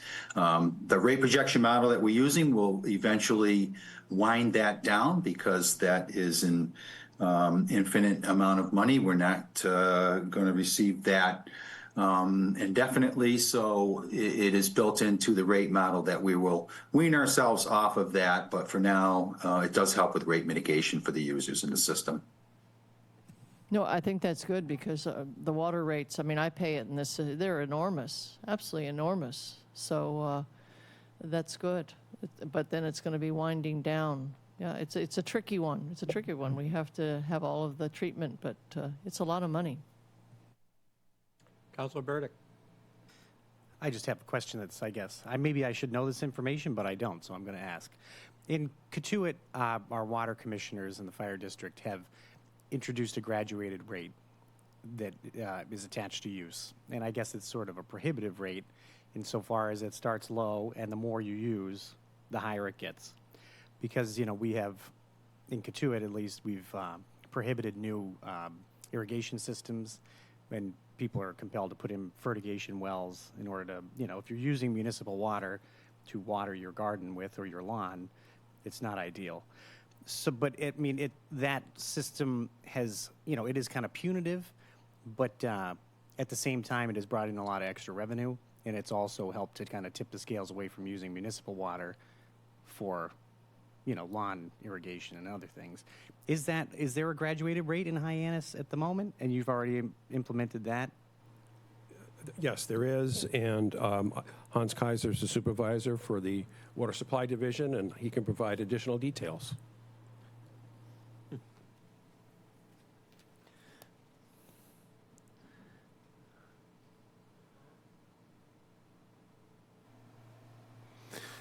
Yes, the graduated rate increases on the residential side have been in place since 2009, and starting fiscal year 27 to really promote water conservation. The water board actually increased the highest user rate more than the other rates to promote conservation. So now I should know this again, but I don't, so I'm going to ask you. Do you know how it compares to the rates in Katuitt? Do you keep track of the fire district rates and around COM? And we have a rough idea. Our rates for Hyannis are on the high side in the middle of the rates, and the highest rates are up in Provincetown. Well, thank you very much. I appreciate it. I see you're already on top of it, so. Thank you. Anyone else on my right? On my left, Councilor Keene. Thanks for the presentation. Most of the people who work at Water Supply are contractors. I think, it's 2.8 FTEs for the town. Have we taken a look at whether it still makes sense to use contractors as opposed to bringing people in full-time as employees? We haven't looked at that recently. We feel that because we bought this water system that was in place in 2005, it would have been very difficult to get an in-house system up and running, and it made sense at that time to contract that out.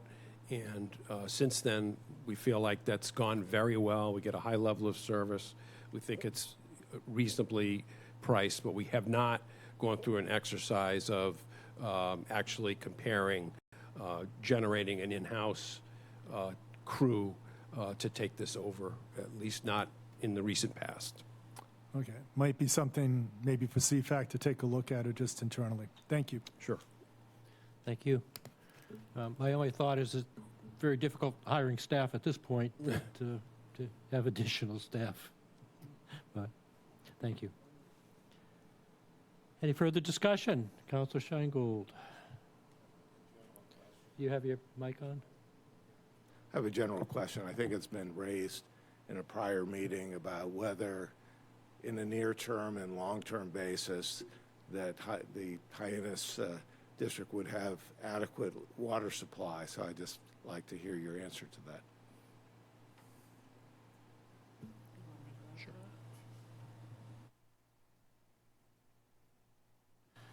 The short answer is yes. A more detailed answer is that we're working on two parallel tiers. One of them is to upgrade and maximize the flow and quantity of each treatment facility. And the other part is looking for new wells in outlying areas. But it looks like depending on population growth and how much or how good we are as a community in the sense of water conservation, we should be okay. Okay, thank you. Any further discussion? Seeing none, Madam Clerk. Councilors Bloom, Yes. Burdick, Yes. Clark, Yes. Crocker, Yes. Crow, Yes. Deleuze, Yes. Keene, Yes. Levesque, Yes. Ludke, Yes. Sheingold, Yes. Starr, Yes. Tamish. Yes. That's 12 yes. Thank you. The motion does pass. Councilor Keene, I believe, if you could do 2026-181, and that can be found on page 220 of the budget book. Happy to, Mr. President. This is old business, a public hearing requiring a majority vote of the full council. 2026-181, appropriation order in the amount of $20,666,594 for the town's fiscal year 2027 Barnstable Police Department budget. Second. Okay, motion is made and seconded. This is a public hearing. If there's no objection, I will open the public hearing. And I will recognize Mr. Milne, I believe, again. Thank you, President Tamish. Next up is the Police Department. The FY27 Police Department budget is increasing $434,000 over the FY26 revised budget. The budget growth history has averaged about 6% per year for the period of FY23 to FY27. Most of this operation is funded with tax support, and we're using about $476,000 of general fund reserves to balance the FY27 proposed budget. Changes to the budget include $1,185,000 to fund contractual obligations for personnel, offset by an E911 and a COPS hiring grant totaling $346,000. One-time cost totaling just over $1 million, including training funds for directed FY26 training, new recruits, and a salary transfer from Public Works are removed from the FY27 budget. And then training funds of $431,200 are added back to the FY27 budget to provide funds for all required training of officers in FY27. Additional overtime funds of $73,000 are provided to keep the overtime budget in line with salary increases. An additional $98,000 is provided for managed IT services, which are performed by an outside vendor, various software license increases, vehicle parts and maintenance, and a new alarm registration software program. Operating capital includes funding for taser and body camera leases, and an additional $55,363 to replace 4 fully equipped marked cruisers. Total full-time equivalents for this operation remains constant at 147.5 full-time equivalents. Thank you. Thank you. This is a public hearing. Is there anyone from the public that would like to be heard on this matter? Seeing no one online, I will close the public hearing and open council discussion. Anyone on my right? Councilor Burdick. Hi, Chief. Thank you for coming. A good budget as always. I just have a question about, you probably can guess what I'm going to ask about. I'm sorry, but I see software contracts up $59,000. Is there anywhere in the budget where flock cameras in our contract with them is increasing in its scope, or is that? Sorry, the flock cameras are included in that item, and the total for the flock cameras is $19,300, and that is for the 4 cameras that we have, and then we did request 2 additional cameras. Right. So I know we discussed it a little bit, and we went back and forth a little bit about it. Other than that, that's the only thing I take umbrage with. For me personally, in this budget, the 4 is fine. 2 additional ones, since we still have a discussion to have on that. I don't know how I would go about that. I don't want to vote no on your budget, of course, but I believe the process is that you could make a motion to amend their budget to reduce it, but we cannot increase their budget. So you'd have to come up with a number to decrease it. does anybody have any commentary on if I were to propose that? I personally would vote against it, but I would support you on that. Can I make that amendment then? certainly. Karen? How do I say it? Exactly. I don't want to run across, you'll come and tell me that I did it wrong, and I'd rather just skip that step. Just a question here. Oh, excuse me, there's making a motion. Councilor Nova? Thank you, President Tamish. Karen Nober, Town Attorney. I think you would need to make a motion to reduce the budget by a specific amount attributable to that purpose. And I'm happy to hear from Mark Milne if he has any concerns with what I'm saying. Just the amount that would represent 2 additional cameras or automated license plate readers. That's what I'm interested in. I don't know if you have that number directly. The cameras are approximately $3,000 apiece. So if we said 6,000, I see Mark is coming. Yes, I'm here. Oh, no, well, both Marks are on their way. Okay. It's okay, Mark? Mark Ellis, Town Manager. Just a thought. I would ask you to consider approving the budget as proposed.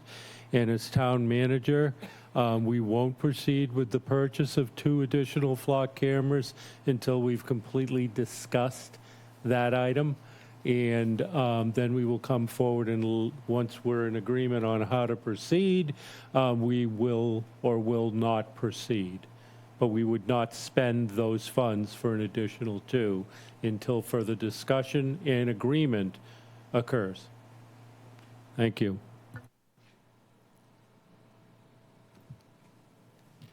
I guess we could shake on it. But just kidding. I'm kidding. That was a joke. But that's fine. I just want to make, before there's further implementation, I think we need to have the discussion. That's all. Okay. I understand what you're asking, and I so don't have any problem all right, with that. great. Well, then I'll settle for that.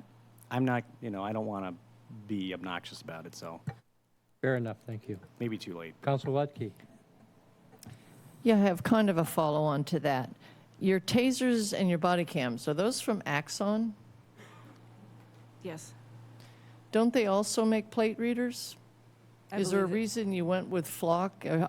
Are you evaluating other plate readers? Given Councilor Burdick's concern, my concerns, are you actively looking at other plate readers that could supplant, take the place of these that don't have the concerns that the Flock system has? There are other plate reader manufacturers, but we have used Flock because of the networking and because of the capacity to resolve crimes on a larger scale. So we have not specifically looked at Axon. Axon tends to be higher priced, and when you can obtain the same technology from a lower price vendor, that's where we went. And you get the benefit of that larger network with Flock. So I'm not opposed to looking at Axon, but I know when we've been able to obtain the same technology, we went to Axon with our body cameras because their product was superior, and there's multiple options available to us, including things like the translation assist and all those other options. But if we're looking at a plate reader versus a plate reader, the extra price that we might pay for something like an Axon product versus a Flock product, it wasn't really an option for us. But I'd be happy to look at other options. But the network that Flock provides is extremely valuable to us, and I recognize the concerns that the council has. But the benefit to us within law enforcement is that there is that larger network available, and that you can figure out whether a vehicle stolen from our community was found in Rhode Island, or found in Connecticut, or found in California, and that vast network, or a violent crime suspect. So the benefit to it is extensive, and I recognize that you have concerns, but we've had tangible benefits, concrete examples where those benefits have played out, and where those cameras in that network have been good for us, and they've resolved crimes in this community. And we're trying to weigh those against the concerns that have been raised about the contracts, which I think we can resolve some of that software contract language, and then the concerns about what if other agencies were to access them, and we are willing to work on limiting that access. But that product gives us a very large base to work from, and that's a benefit to everybody, the victims of crimes, the community members, and us as an agency. Right, but of course, it's the networking that is the concern, so I can see your point, and so it's tough. So I just wondered if you were looking at other products, and if they could have some benefit. Not actively, simply because our budget was submitted in November, so we weren't really in a position to be looking to. Okay, thank you. Vice President Clark? Thank you, President Tamish. And this is tough for me. I heard and I value the Flock cameras as a tool in fighting crime, and I can see how it worked. But I also very much appreciated that Councilor Burdick took the time to do a deep dive on this, and the fact that the contract is held in Georgia and can be changed at will sounds so outrageously willy-nilly. So that was cause for concern, and just on many levels. But thank you for bringing this up. Well, we're working with legal on that, and there are options to have the terms and conditions locked down. So we're going to work on that. Council Sheingold? Yeah, I wonder whether you're looking at, or you would be willing to look at, evaluating your internal procedures to provide higher assurances that the technology wouldn't be abused? We have a policy in place. It's very limited with who can access that information. You have to have a crime, there has to be an offense number, there has to be a reason given. There's triggers that will alert someone if a particular officer is using it in excess, if somebody's putting in the same reason or somebody's putting in the same plate. So there are a number of mechanisms in place to safeguard misuse of the system. Flock is very aware of the concerns, so there's a number of safeguards in place, both within the software and with our policy. Yeah. I just say from my own background, which is federal government and enforcement, I did see abuses, and it was because of poor procedures, really mistakes that were made, and so, you can set up procedures and review to really minimize that. Right, and we'd be doing ongoing audits as well. Okay, so. all right, thank you. Thank you. Councilor Keene? Not to beat this dead horse too much, but when we had our workshop about the flock cameras, the thing that left me most concerned was that there was not a warrant requirement to use them. And I think a lot of us would be alleviated by some process, which is a due process of requiring a warrant before you actually start to use the flock cameras. So I'd ask you to consider that. Thank you. Any further? Am I right? Councilor Burdick? I don't want to litigate this right now, obviously. We're going to discuss this at a later date. As I said, I understand what you're saying. I have rebuttals to the majority of those remarks. Not that they are untrue, but there's a lot more nuance to this than we should discuss now. And I think before anybody makes up their mind on this topic, I don't think we should litigate it right now. But I don't want to spend time. I don't want to, go into the weeds over it. I'm willing to accept that as a compromise, so long as I have the word of the town manager and the department that we're not going to move forward on this, because I don't want to create more of a stir than we have to. But at any rate, that is all. Thank you. Anyone else? Seeing no one? Councilor Deleuze? So can this package be packaged without the cameras, the plate readers? I'm against those wholeheartedly. The cameras. The plate readers. That's what the they body are. cameras are fine. Right, okay. Plate readers, not so much. The body cameras are separate. Those are leased equipment, as are the tasers. This particular item that Councilor Burdick raised was about the flock cameras, which are the plate readers. I'm for body cameras, not for license. Understood. Thank you. Any further discussion? Councilor Ledke? I just wonder if we have to amend the agreement, or is it, as Councilor Burdick says, a gentleman's agreement? Do we need to amend the item to say that there is an agreement? I certainly think we can take the town manager's word that they will not move forward until there's further discussion. We're not going to purchase additional body cameras. Okay. I think we can take the shot. Additional plate readers right now. We will not do that. Thank you. Anyone else? I would like to take this opportunity to recognize Ann Spillane. Stand up, Ann. Ann joined the department, I think it was in what, 1998, 99, 98?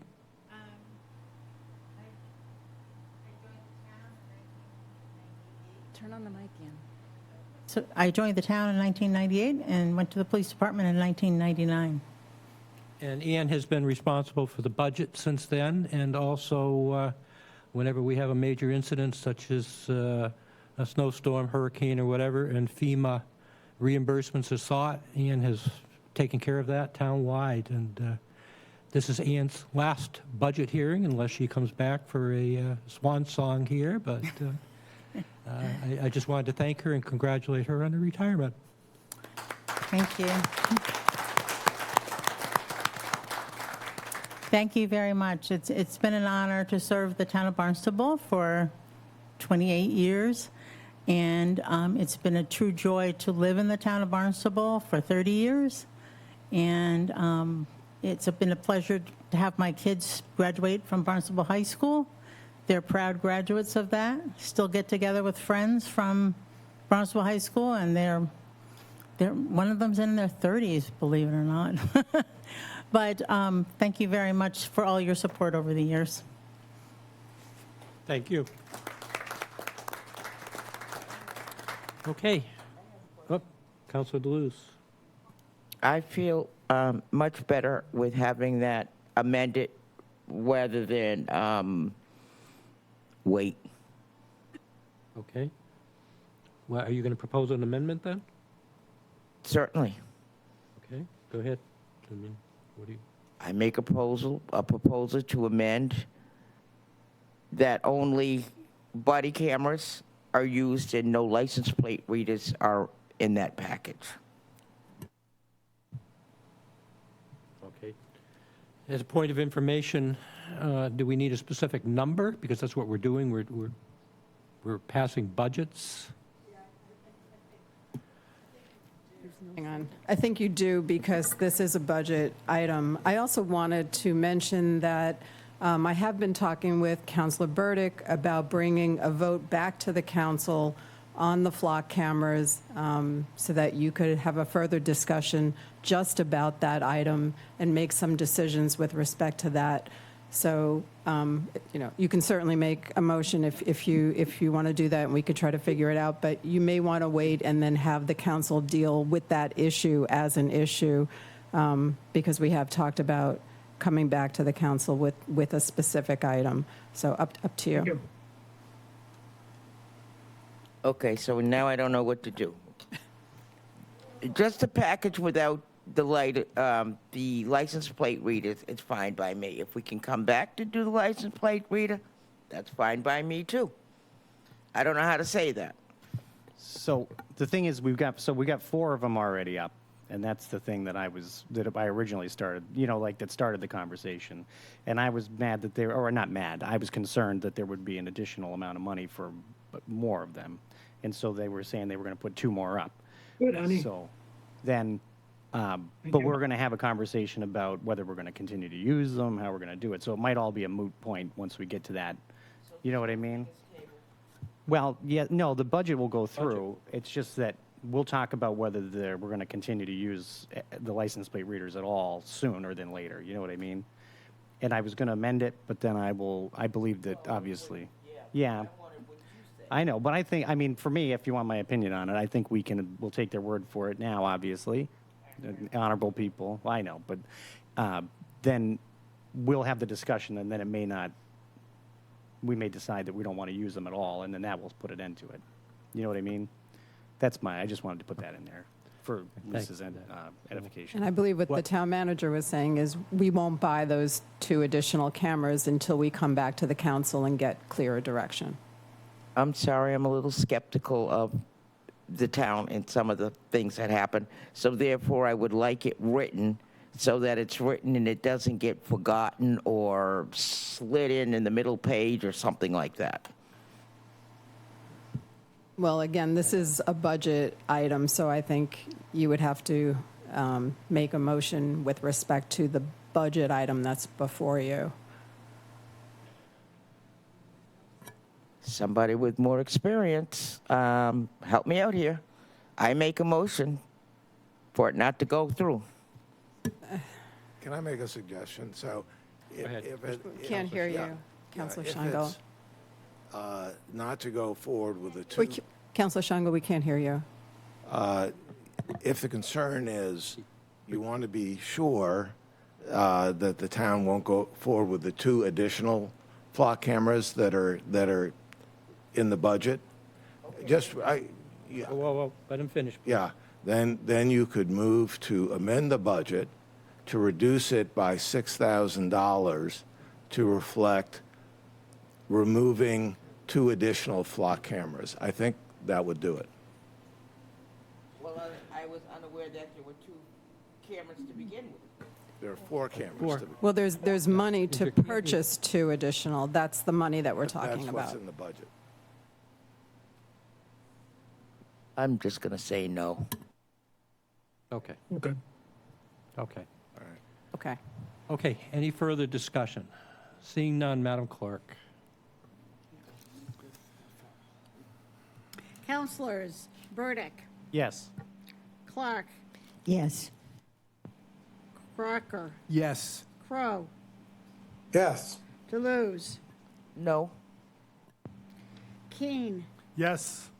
Levesque, Yes. Ledke, Yes. Scheingold, Yes. Starr, Yes. Tamish, Yes. Bloom. Yes. 11 yes, 1 no. The motion does pass. Moving on, Councilor Scheingold, if you could do 2026-182, please, and that can be found on page 171 of the budget book. Okay, this is old business, item 2026-182. Public hearing, majority vote of the full council, appropriation order in the amount of $3,282.279 for the town's fiscal year 2027 Community Services Department General Fund budget. Second. Okay, motion has been made and seconded. This is a public hearing. If there's no objection, I will open the public hearing at this point and recognize Mr. Milne for the rationale. Thank you, President Tamish. The proposed budget for the Community Services Department General Fund budget is increasing $348,455. The average increase in this budget from fiscal year 23 to fiscal year 27 has been about 6.6% per year. This operation generates revenue from predominantly waterside activity, including beach parking revenue and beach permits totaling almost $2.6 million. Tax support of $621,000 and general fund reserves of about $75,000 will fund the remaining portion of the budget. The budget changes include $33,590 for contractual obligations, $10,000 of funding for police details at Covell's Beach, Craigville, and Hathaway's Pond during the busiest times to ensure road and beach safety, and additional $2,500 for credit card processing fees. We're also adding $228,000 in additional funds for seasonal wage adjustments so that we can remain competitive with our seasonal hiring staff that we hire for this operation. And so credit card fees are actually going up $16,000. The full-time equivalent employee count for this operation remains at 15.45. And Director Ganella is here with his staff to answer any questions you may have. Okay, thank you. This is a public hearing. Is there anyone from the public who would like to be heard on this matter? Seeing no one online, I will close the public hearing and open it for council discussion. Any discussion on my left? Seeing none, on my right, Councilor Lutke. I just kind of lost track because I haven't been there for a while. Are we keeping 2 sheets of ice 365 days a year? Not 300, I'm sorry, Chris Ganella, Director of Community Services.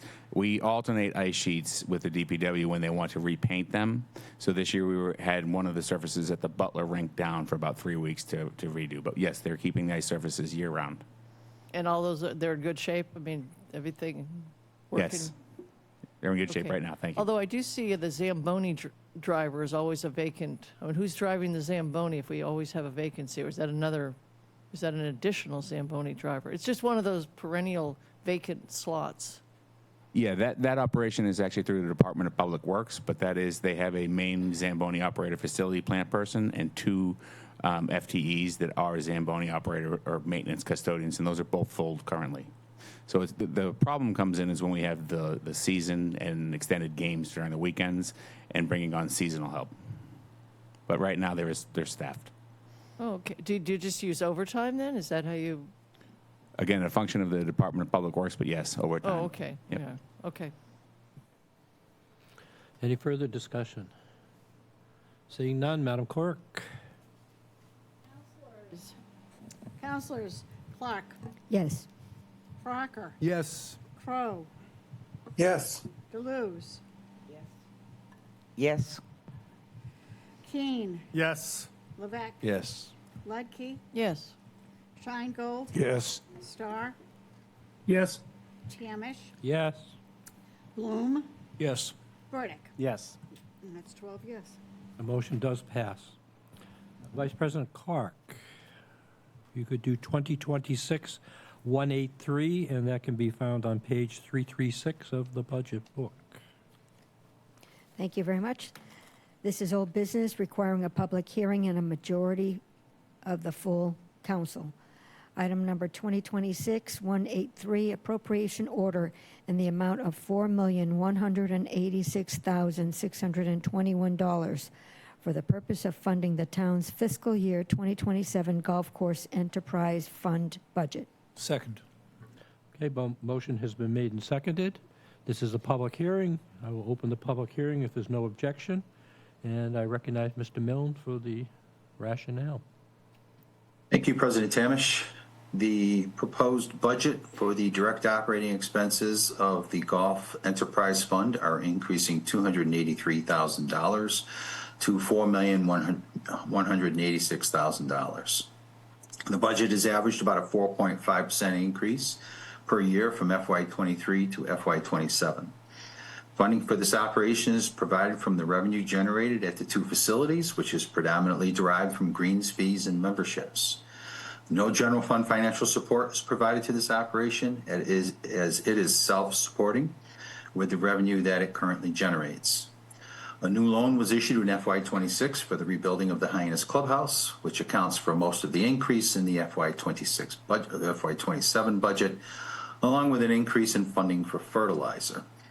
The FY27 budget includes the first loan payment on the new 20-year loan. A total of $205,693 of golf course reserves will be used to balance the FY27 proposed budget. The budget includes about $108,000 for contractual obligations, $20,000 for seasonal wage adjustments, $51,472 for an increase in the indirect cost charges from the general fund, an increase in debt service of just over $71,000, and an additional $119,000 for fertilizer and $44,000 for software licenses, credit card processing fees, and additional building maintenance funds for the newly renovated clubhouse at the Hyannis location. Operating capital is reduced by $80,000. This budget includes funding for 17.8 full-time equivalents, or the same number as the FY26 budget. Thank you. Thank you. And just for the record, I'd like to indicate that Councilor Starr is leaving the meeting at this point. Oh, he's still there. He is leaving, I believe. Okay, he's gone. Okay. This is a public hearing, and is there anyone from the public who would like to be heard on this matter? Seeing no one online, I will close the public hearing, open it for council discussion. Question, has the contract been awarded for the restaurant and concessions at the Hyannis Golf Course? Yes, President Tamish. The license for the concession at Hyannis Golf Course has been completed, and they are getting ready, and they're just waiting on the state right now for a liquor license. But we have a 3 to 6 year option with them. Great, thank you. Councilor Lutke? Yeah, a couple of questions. Is the fertilizer more expensive, or are you using more of it? It's a matter of both. The fertilizer is more expensive, and there's a lot of other products that we've reclassified in there in the Sustainable Land Care Management Program. Not biosolids, but there's a bunch of different biochemistry that's now classified and categorized as a fertilizer, but it's going up about 30% a year. Because I know last time we heard, or last year I think it was, we heard about you Audubon certified, and I think you were doing more naturalized areas and things, so that in my mind would think less fertilizer, but maybe you're saying the reclassification is doing that. How is that going? Is that going to save you money, or is it purely done to be beneficial for the environment, the Audubon and the more naturalized areas? I think it's paramount is the beneficial part for the environment. We're actually walking the walk, not just talking the talk. And I think it's a nice advertising piece as well to let people know where they're coming and they're recreating is natural. No, I think that's is it complete, Chris? Is it complete? I mean, your efforts to naturalize in the Audubon, has that all been completed? The Audubon portion has been complete at Old Barnstable Fairgrounds, and we're currently working on that at Hyannis Golf Course. What about the naturalizing? Is that part and parcel of the Audubon, or is that a separate initiative? The CIP that you approved several months ago was the naturalization of Hyannis Golf Course, and trying to find out if we can reduce water and we can do everything else by about 30%. Old Barnstable Fairgrounds is completed with the naturalization. And has that worked as you thought? Are you Yes, getting James the and his data? staff do an excellent job, and it's been doing great. Yeah, well, maybe that could be something. I know Councilor Clark asked that question. I drive by it almost every day with that just grass by that pump station on Main Street. So maybe some lessons learned from what you're doing on the golf courses, to bring some of that to some of our public spaces. Yeah, I would encourage anybody and all of you to go out there and look. We Yeah. just planted a little area on the right-hand side of the clubhouse on a slope that was manicured grass long ago, and we actually created a couple islands with some wildflower seeds and something to attract butterflies on entering a golf course and naturalize the whole front landscape of the golf course. So Well, that's happening in the next couple of weeks. I'd like to sign up for a tour. I'll give you a call. Absolutely. Absolutely. Thank you. Thank you. Anyone else on my right? On my left? Seeing no one. Madam Clerk? Counselors, Crocker, Yes. Crow, Yes. Deleuze, No. Keene, Yes. Levesque, Yes. Ledke, Yes. Scheingold, Yes. Tamish, Yes. Bloom, Yes. Burdick, Yes. Clark. Yes. That's 10 yes and 1 no. The motion does pass. Councilor Bloom, if you could do 2026-184, please, and the information can be found on page 346 of the budget book. Yes, Mr. President. This is old business, up for a roll call vote of 2/3 of the full council. Item 2026-184 is an appropriation order in the amount of $4,293,710 for the purpose of funding the town's fiscal year 2027 Hyannis Youth and Community Center Enterprise Fund budget. Second. Okay, motion has been made and seconded. At this point, I will open a public hearing and recognize Mark Milne for the rationale. Thank you, President Tamish. The proposed budget for the direct operating expenses of the Hyannis Youth and Community Center Enterprise Fund are increasing $248,234 to $4,293,710. Budget increases averaged about 8% over the past 5 years, mostly due to increasing debt service costs. Several loans have been issued to make improvements at the facility. Revenue generated at the facility provides about 15% of the funding for the operating expenses.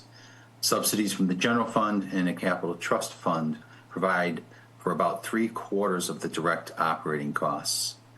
A total of $343,000 in Hyannis Youth and Community Center reserves will be used to balance the FY27 proposed budget, which is down from $523,000 in FY26.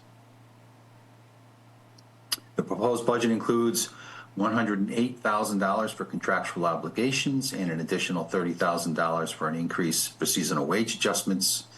$32,000 of personnel costs are saved by reducing the hours the facility is open during the summer, as there is a substantial drop-off in activity during this time. Indirect cost charges from the general fund are increasing almost $23,000. Debt service is increasing $113,000. Utilities are increasing almost $52,000. And other operating expenses are decreasing about $23,000. Operating capital for mechanical equipment replacement and upgrades is level funded at $130,000. There is no change to the number of full-time equivalent employees budgeted in this operation. Thank you. Okay, thank you. Mark, I didn't see it, at least it wasn't obvious. What are the reserves for the HYCC? How much are they? They're about $500,000 right now. Okay. Because we're subsidizing so all the income, some of it's put in a reserve, or is that what is the income for the year? Yeah, what generates reserves for this operation is any actual revenue that exceeds the budget estimates for the fees that they charge at the youth center. That will replenish their reserve as well as any returned appropriations. Okay. I'm sorry, I should have asked if anyone from the public wanted to be heard on this matter. Seeing no one online, I will close the public hearing. I won't ask you the question again, Mark, in council discussion. Anyone on my right? Council Lutke. I just had a question about your advertising revenue around the rinks. Is that all go to you? And do you negotiate all of that? If you go onto the website, it'll tell you what it is, and you can reserve your spot. So that way it's fair and equitable for all to get there. But it's something that we've taken over and looking to expand if possible. Oh, really? So it's on there, and everyone is just, there's no negotiation with it. It's just, this is your spot, and this is the price. When you go on the town's website, it'll show you your spot. If it's A1 or B1 or whatever it is, it'll tell you who's there currently. It'll tell you if it's available. And there's an option for 1 year up to 3 years to get a discount for the 3-year option. And it tells you everything we had, because we have banners, dasher ads, Zamboni. You could, And who wrap the sets Zamboni. the rates? Do you set them or town manager? That was set with the planning and development. Sorry, the planning and development department, because they used to be in charge of the advertising for our facility. That was set and approved by the town manager at the onset of Well, you the said HYCC. used to, but current, so it's still planning and development sets the prices? Those prices have been set. Oh, they're Yeah, not we haven't changed. I'm saying- increased them or done anything. It's been hard to attract people in there, so we think we're pretty stable with our current price range. Okay, thank you. Council Burdick? I don't want to provoke a giant long discussion, but I've thought about this before, and I'm thinking about it now, just based on our overall financial position as a town, right? The HYCC provides a valuable community service, obviously. It's something that we've subsidized for a number of years. We tend to have fairly good luck with our enterprise funds, whether it be the airport or golf or whatever, that they tend to be self-supporting. And, I'm not advocating for any kind of reduction to our support for the HYCC. I just know that as we progress into the future fiscal years, it's going to be a conversation point, especially when we are making requests to the community for funds and various things. And I know that we may see that people are perfectly fine with the idea of subsidizing for the service it obviously provides to the youth in the community. But and I know it's sort of a loaded question, and I said I didn't want to take a long time on it, but if you could, is this the nature of this sort of program, or do you think that there is something that we could be doing better that would help this to be a self-supporting enterprise fund? I think with all the opportunities we provide for our children and our public and our schools running their family engagement center out of there, I think to be able to keep our recreation programs that utilize that space, I think that's a decision for the council to weigh those. I think we're doing what we can. I believe that we have made a reduction of hours that was mentioned by Director Mill, and then we started off incrementally, just weekends in June, July, and August, from 8 a.m. to 8 p.m. to 12 p.m. to 8. It was $32,000 savings. So is there an option where you look at and you say, hey, we're going to do a 3-month reduction of hours, or a 3-month and with the ice surfaces? And that's something the town manager has tasked me and my staff to get back with him and Mark Milne and discuss. I also believe that there's an option and potential for solar on the roof. I mean, if you look at our 2 biggest operating expenses outside of our personnel, $550,000 for electricity and $150,000 for natural gas. So cogens and solar are things that we're looking at, and with asset management and David Anthony and Mr. Ells, we're working for those things. So I think there's room for improvement and cost savings, and we're looking at every option because we see it as a viable staple of this community. Very good, thank you. As I can see, you got it well in hand. I knew you would, so anyway, that was all. Thank you. Thank you, Councilor Burdick. That was well put. Any further discussion on my right? On my left? Seeing none, Madam Clerk. Counselors Crowe, Yes. Deleuze, Yes? Keene, Yes. Levesque, Yes. Ledke, Yes. Scheingold. Yes. Tamish, Yes. Bloom, Yes. Burdick, Yes. Clark, Yes. Crocker. Yes. That's 11 yes. Okay, the motion does pass. All right, it's my intention to go for probably 10 or 15 more minutes, and then there are two quick articles I'd like to just get off the agenda, and we will take a break and go into executive session. So, Councilor Deleuze, please, if you could do 2026-185, and that can be found on page 142 of the budget book.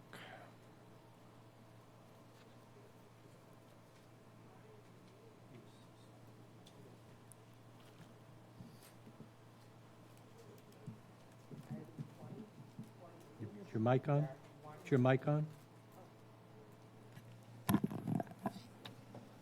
Item 2026-185. Appropriation order in the amount of $1,780,000. $1,780,559. Did I read that wrong? Yeah. For the purpose of Nine. funding the town's fiscal year 2027 Marine and Environmental Affairs Department General Fund Okay. budget. I believe the amount is $1,780,959. 959, is that not what I said? Yeah. Second. Sorry. Okay. Okay, motion has been made and seconded. At this point, I will open the public hearing if there's no objection. Gareth, did you have a? Yeah. Good evening, Gareth Markwell, Deputy Finance Director. The proposed Marine Environmental Affairs Department General Fund budget is increasing $83,345 to $1,780,959. Budget increases for this operation have averaged 7.3% from FY23 to FY27, as the operation has seen significant growth over that time. The operation generates about 31% of its funding from various fees and charges, while taxes support 67% of the total operating costs. $40,666 of the general fund reserves will be used to balance this budget. Changes to the proposed FY27 budget include $89,345 for contractual obligations and personnel costs. Operating expenses are level funded, and operating capital includes $54,200 for the replacement of one vehicle in the department. The budget includes funding for 13.05 FTEs, the same as the FY26 level. Thank you. Okay, thank you. This is a public hearing. Is there anyone from the public that would like to be heard on this matter?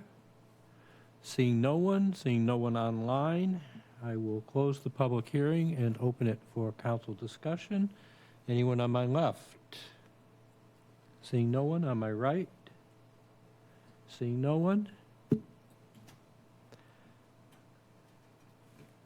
Madam Clerk? Counselors, where am I? Deleuze, Yes? Keene, Yes. Levesque, Yes. Ledke, Yes. Scheingold. Yes. Tamish, Yes. Bloom, Yes. Burdick, Yes. Clark, Yes. Crocker, Yes. Crow. Yes. It's 11 yes. Okay, the motion does pass. Okay, Counselor Ludke, I guess. 2026-186, and that can be found on page 330 of the budget book. Okay, this is old business. It's a public hearing with a roll call 2/3 vote the full council. Item 2026-186, appropriation ordering the amount of $810,975 for the purpose of funding the town's fiscal year 2027 Marina Enterprise Fund budget. Second. Okay, the motion has been made and seconded. If there is no objection, I will open the public hearing. And Mr. Markwell. The FY27 proposed budget for the direct operating expenses for the Marina Enterprise Enterprise Fund is increasing $7,542 to $810,975. This does not include indirect cost charges for operations that are paid to the general fund. Indirect cost charges are part of other appropriations. The budget increase has averaged 2% from FY23 to FY27. 92% of the funding for this operation is provided from revenue generated at the marina facilities. A small amount of general fund support is provided, $30,000, to cover the cost budgeted for the operations associated with the maintenance and utilities of the Bismore Park Comfort Station. The Capital Trust Fund provides funding towards loan payback on the rebuilding of the Barnstable Harbour Marina, which has 4 years left on the loan. No reserves will be used to balance the FY27 proposed operating budget. The proposed budget includes $17,284 in contractual obligations. Changes to indirect costs from to the general fund are increasing $5,357, and debt service is decreasing by just over $26,000. Operating capital is increased by $17,000 to $75,000 to provide for the routine replacement of docks, floats, hardware, and gangways. There is no changes in FTEs in FY27. Okay, thank you. This is a public hearing. If there's anyone from the public who would like to be heard on this matter, seeing no one online, I will close the public hearing. Council discussion. On my left, seeing no one. On my right, seeing no one. Madam Clerk. Councilors Keen, Yes. Levesque, Yes. Ledke, Yes. Scheingold, Yes. Tamish, Yes. Bloom, Yes. Burdick, Yes. Clark, Yes. Crocker, Yes. Crow, Yes. Deleuze. Yes. It's 11 yes. The motion does pass. Okay. Councilor Burdick, if you could do 2026-187, please, and that can be found on page 323 of the budget book. Of course, thank you. This is item 2026-187, this item in old business for public hearing. Appropriation order in the amount of $1,231,300. No. Am I hearing something? That's why I kept stopping. I'm sorry. $1,231,392 for the purpose of funding the town's fiscal year 2027 Sandy Neck Park Enterprise Fund budget. Second. Okay, the motion has been made and seconded. Where is that coming from?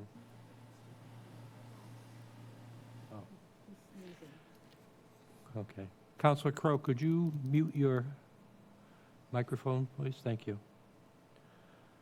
Okay, this is a public hearing. If there's no objection, I will open the public hearing at this time and recognize Mr. Markwell. The proposed budget for the Sandy Neck Park Enterprise Fund is increasing $66,028 to $1,231,392. This does not include indirect cost charges. Budget increases have averaged 4.6% per year from fiscal year 23 to fiscal year 27. 93% of the funding for this operation is provided from the revenue generated at the facility. A total of $93,004 in Sandy Neck Enterprise Fund reserves will be used to balance the FY27 proposed budget. The FY27 budget includes an increase of just over $60,000 for personnel costs and for contractual obligations, $25,000 for seasonal staff wage adjustments, a reduction of $1,900 in indirect costs from the general fund, and an increase of $18,981 for debt service. $76,500 is provided for operating capital for vehicle replacement and building improvements. The budget includes funding for 5 full-time equivalents, the same number as FY26. Thank you. This is a public hearing. Is there anyone from the public who would like to be heard on this matter? Seeing no one online, I will close the public hearing, open it for council discussion. Councilor Ledke? Yeah, just a couple of questions. You got a new vendor for this snack bar? Has that all been finalized? Good evening, Derek Lawson, Director of Marine Environmental Affairs.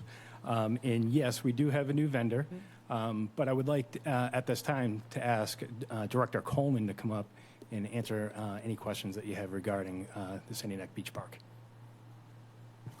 Good evening. Sandy Neck Park Manager Nina Coleman, also Director of Natural Resources.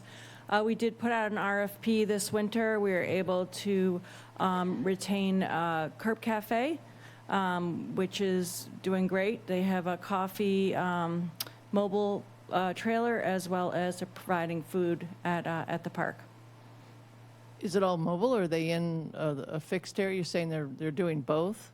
They're doing both, yeah. The mobile coffee truck used to be right on 6A at the town line all last summer, and they were excellent. And they ended up bringing that mobile truck up to Sandy Neck. So you order there, or you can go to the window and order food.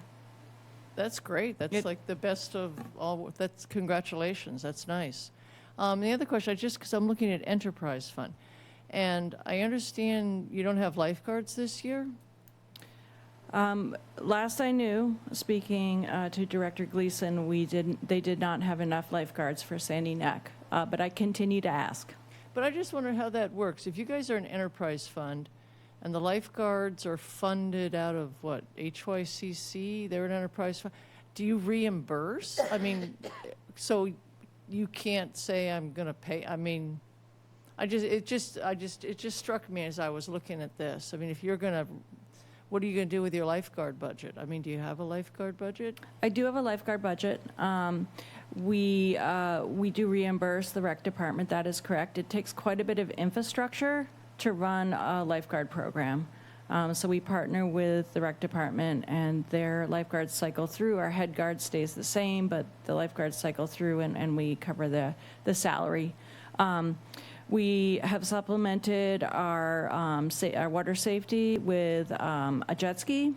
And so we're training our seasonal staff and our full-time staff to be able to do water response, as well as work with our harbor master department. So I shift those funds when we don't have lifeguards, which is possibly this year.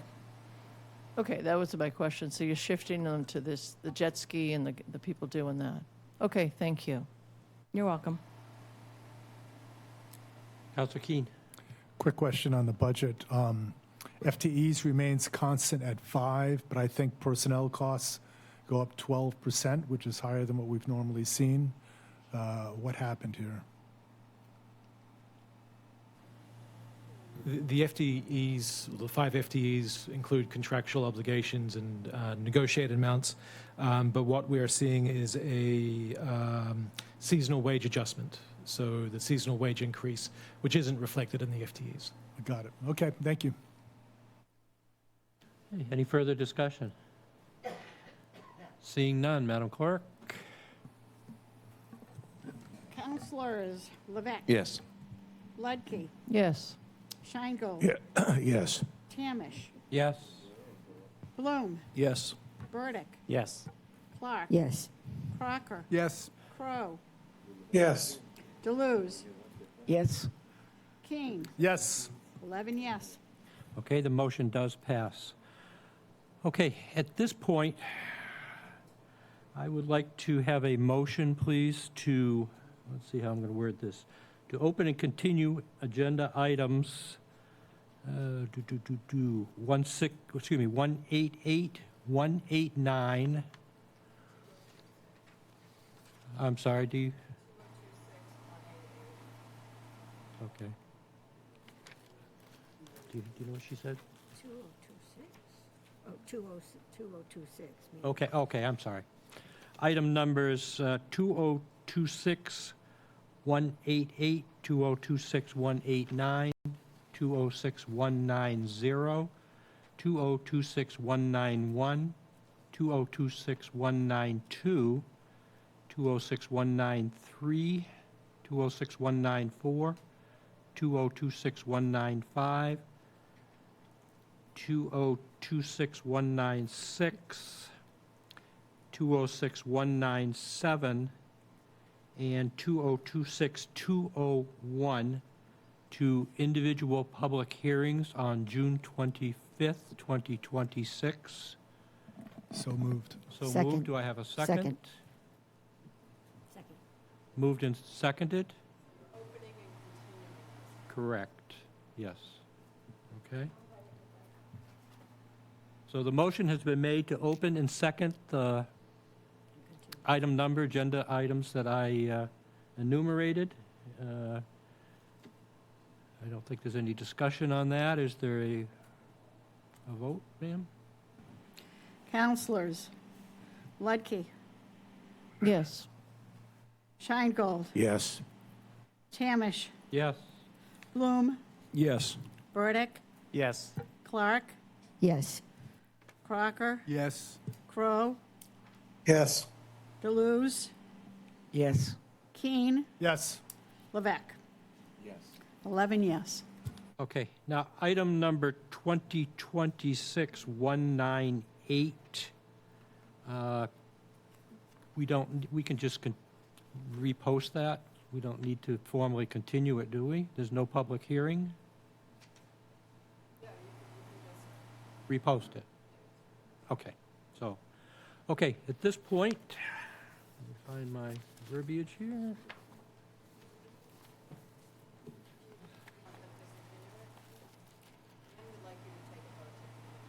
To continue it? Okay. Okay, could I have a motion, please, to move item number 2026-198 to the meeting of June 25th, 2026? So moved. Second. Moved and seconded. All in favor, Madam Clerk? Counselors, Scheingold, Yes. Tamish, Yes. Bloom, Yes. Burdick, Yes. Clark, Yes. Crocker, Yes. Crow, Yes. Deleuze, Yes. Keen, Yes. Levesque, Yes. Ludke. Yes. 11 yes. Thank you. Okay, thank you. Thank you. Could I have a motion, please? And all my paperwork here, I did print it out, but I will bring it up here.